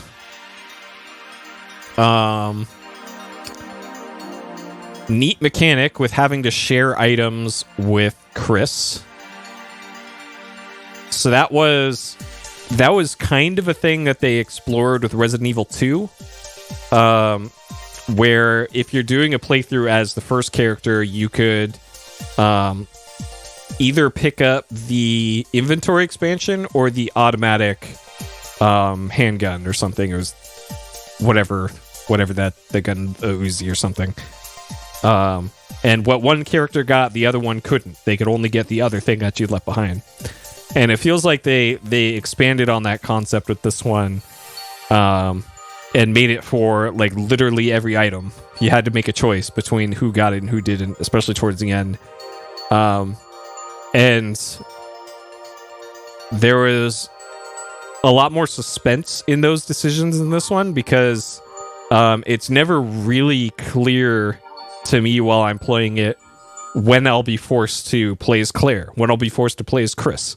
So like at the end there, I was thinking like, okay, how should I budget my heals and bullets and weapons for Chris? Because I don't know if there's going to be another section with Claire afterwards, where Claire has to like run to the jet or something, which it turns out you didn't have to do. So there's a lot more strategy involved in this one than the earlier ones, I guess, which I think is neat that they added that mechanic to it. Because there's just another like thing you had to juggle in the survival horror style of gameplay, right? Like usually in survival horror, it's just the one character. You have to manage your inventory, manage your heals, manage your ammunition, because you never know when you're going to get more of it.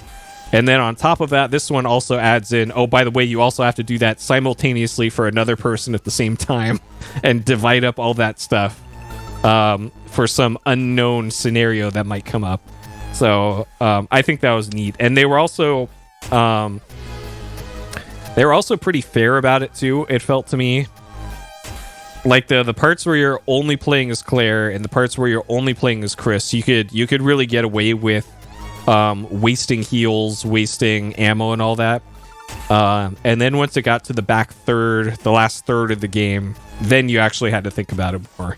And I like that they switched that up. Otherwise, it probably would have gotten a little stale.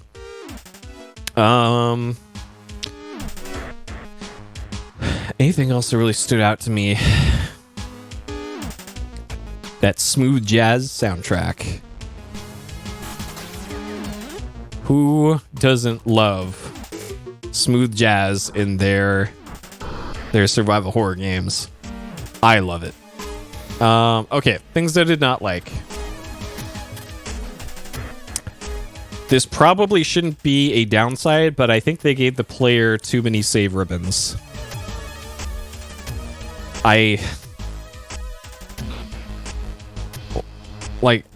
can't even think of a scenario where I would need to use all the ones that they gave me. Like, I saved 38 times, and I had 17 left in the box. Like, why? And, like, I don't think this had... Let me check in the manual real quick. I don't think this had difficulty options, did it? New game, option menu, character. Yeah, it's just new game. There is no hard mode. There is no easy mode. Like in the earlier ones. So, yeah.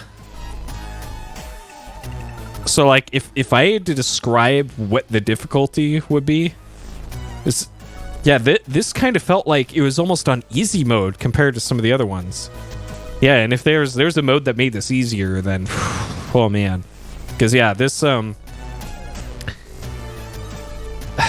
the only part that really tripped me up, which I guess we'll get into difficulty, but I think this one was a little too easy.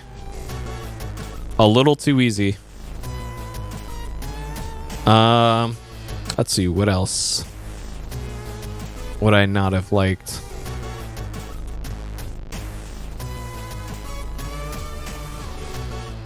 Yeah,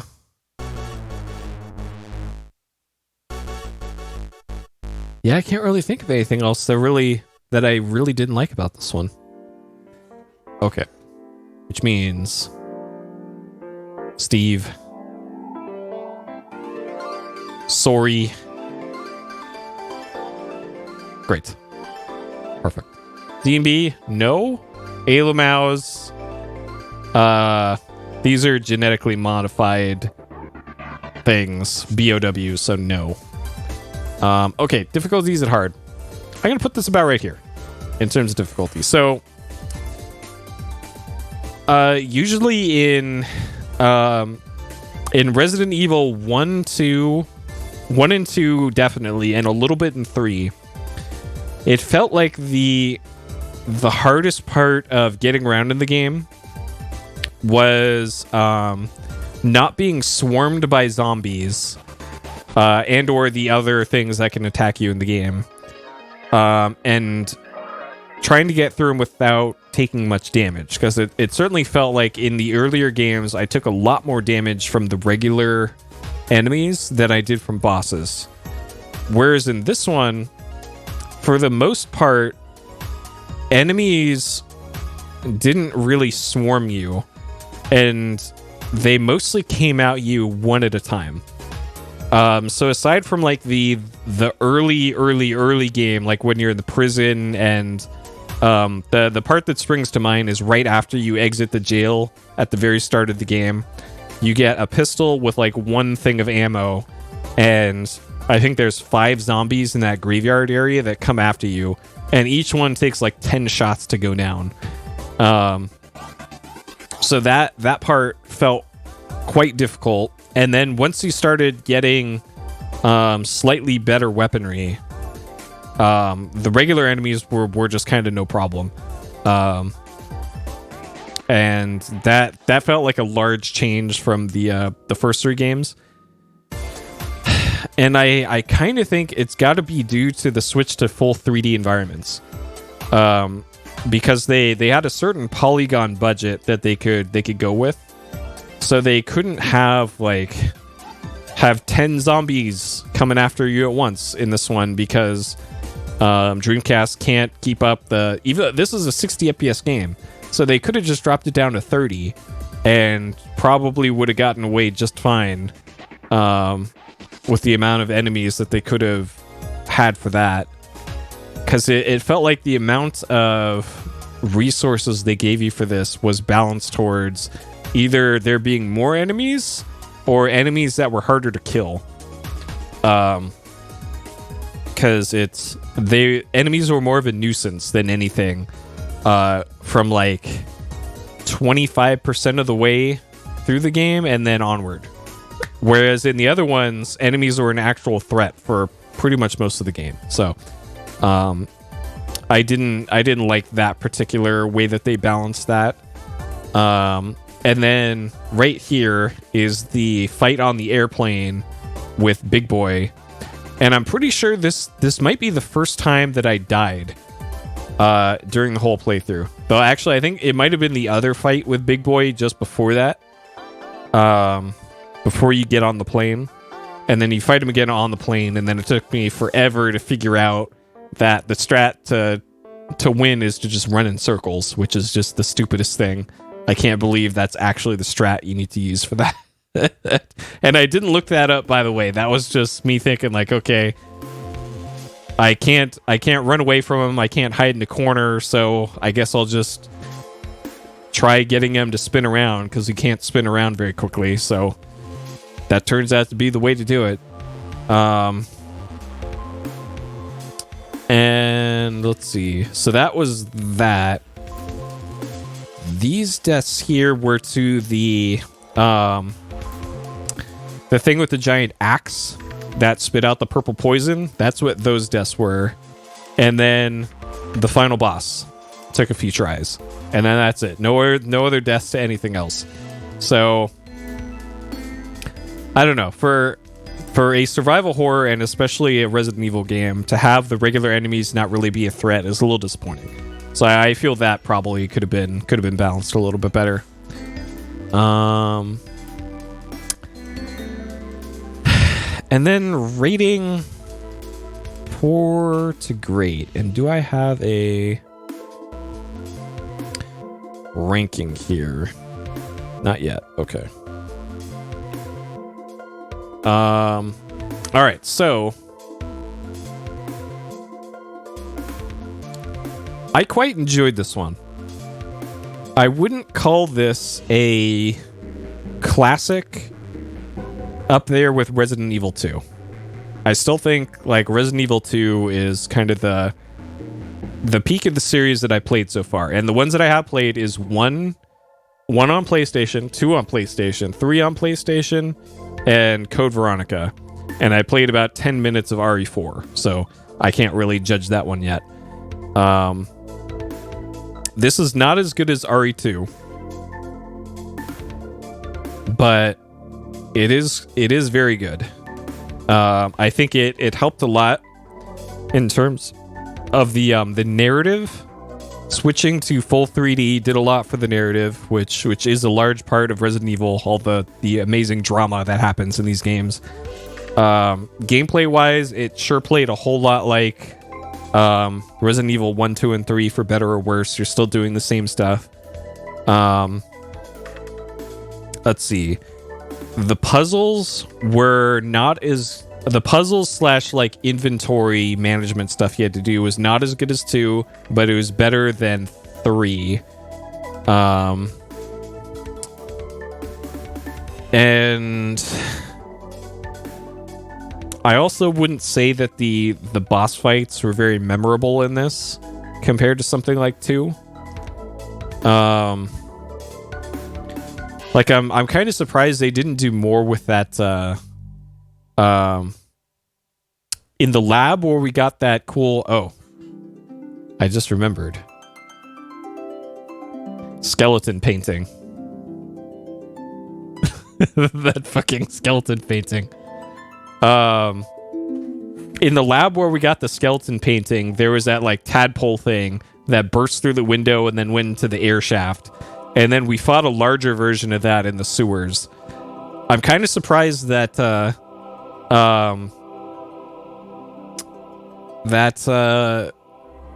that thing didn't reappear again at some later point.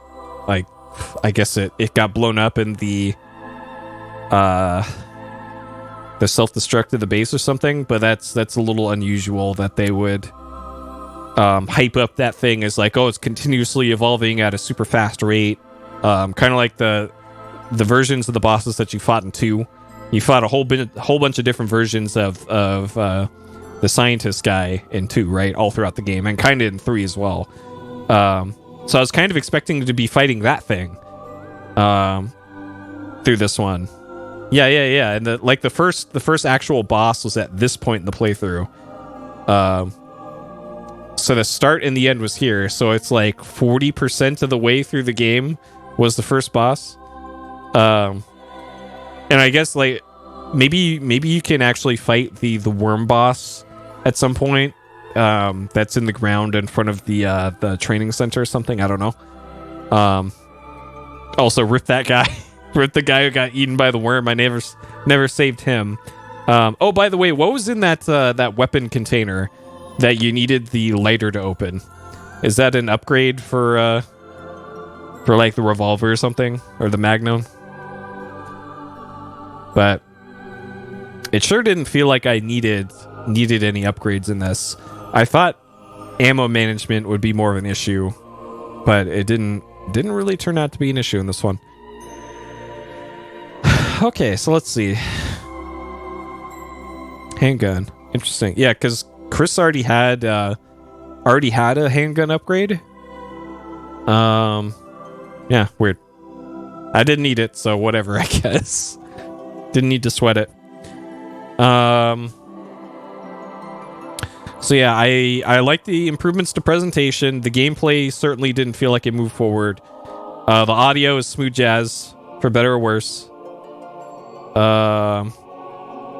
SMGs, huh? Oh, or maybe some ammo for the SMGs? Because those things were just sitting in my box inventory with the 0 on them for a while. Because that would make sense if that was. And yeah, it looks like there's a battle game for this, which I guess is the Mercenaries mode from the earlier games. So I guess there is more to do for this, but I don't feel incredibly compelled to play that, and I wasn't really for the earlier games either, so that is what it is. I mostly judge these on the main campaign. But I feel like this moved forward certain components of it, like the presentation and the cutscenes and all that. But I don't feel like it really moved the gameplay forward that much. So I'm gonna put it at a 4 out of 5. I still really like this one. I don't think there's enough here to push it into great territory, which I think the RE2 occupies. But this one's solid. I would recommend playing this one if you like RE games and you haven't yet. I've heard that the PC version or something of this is not great or something, and that if you were gonna play this, play the Dreamcast version on emulator or something. But yeah, this one's solid. And then I just realized I haven't done a power ranking yet for whenever this updates.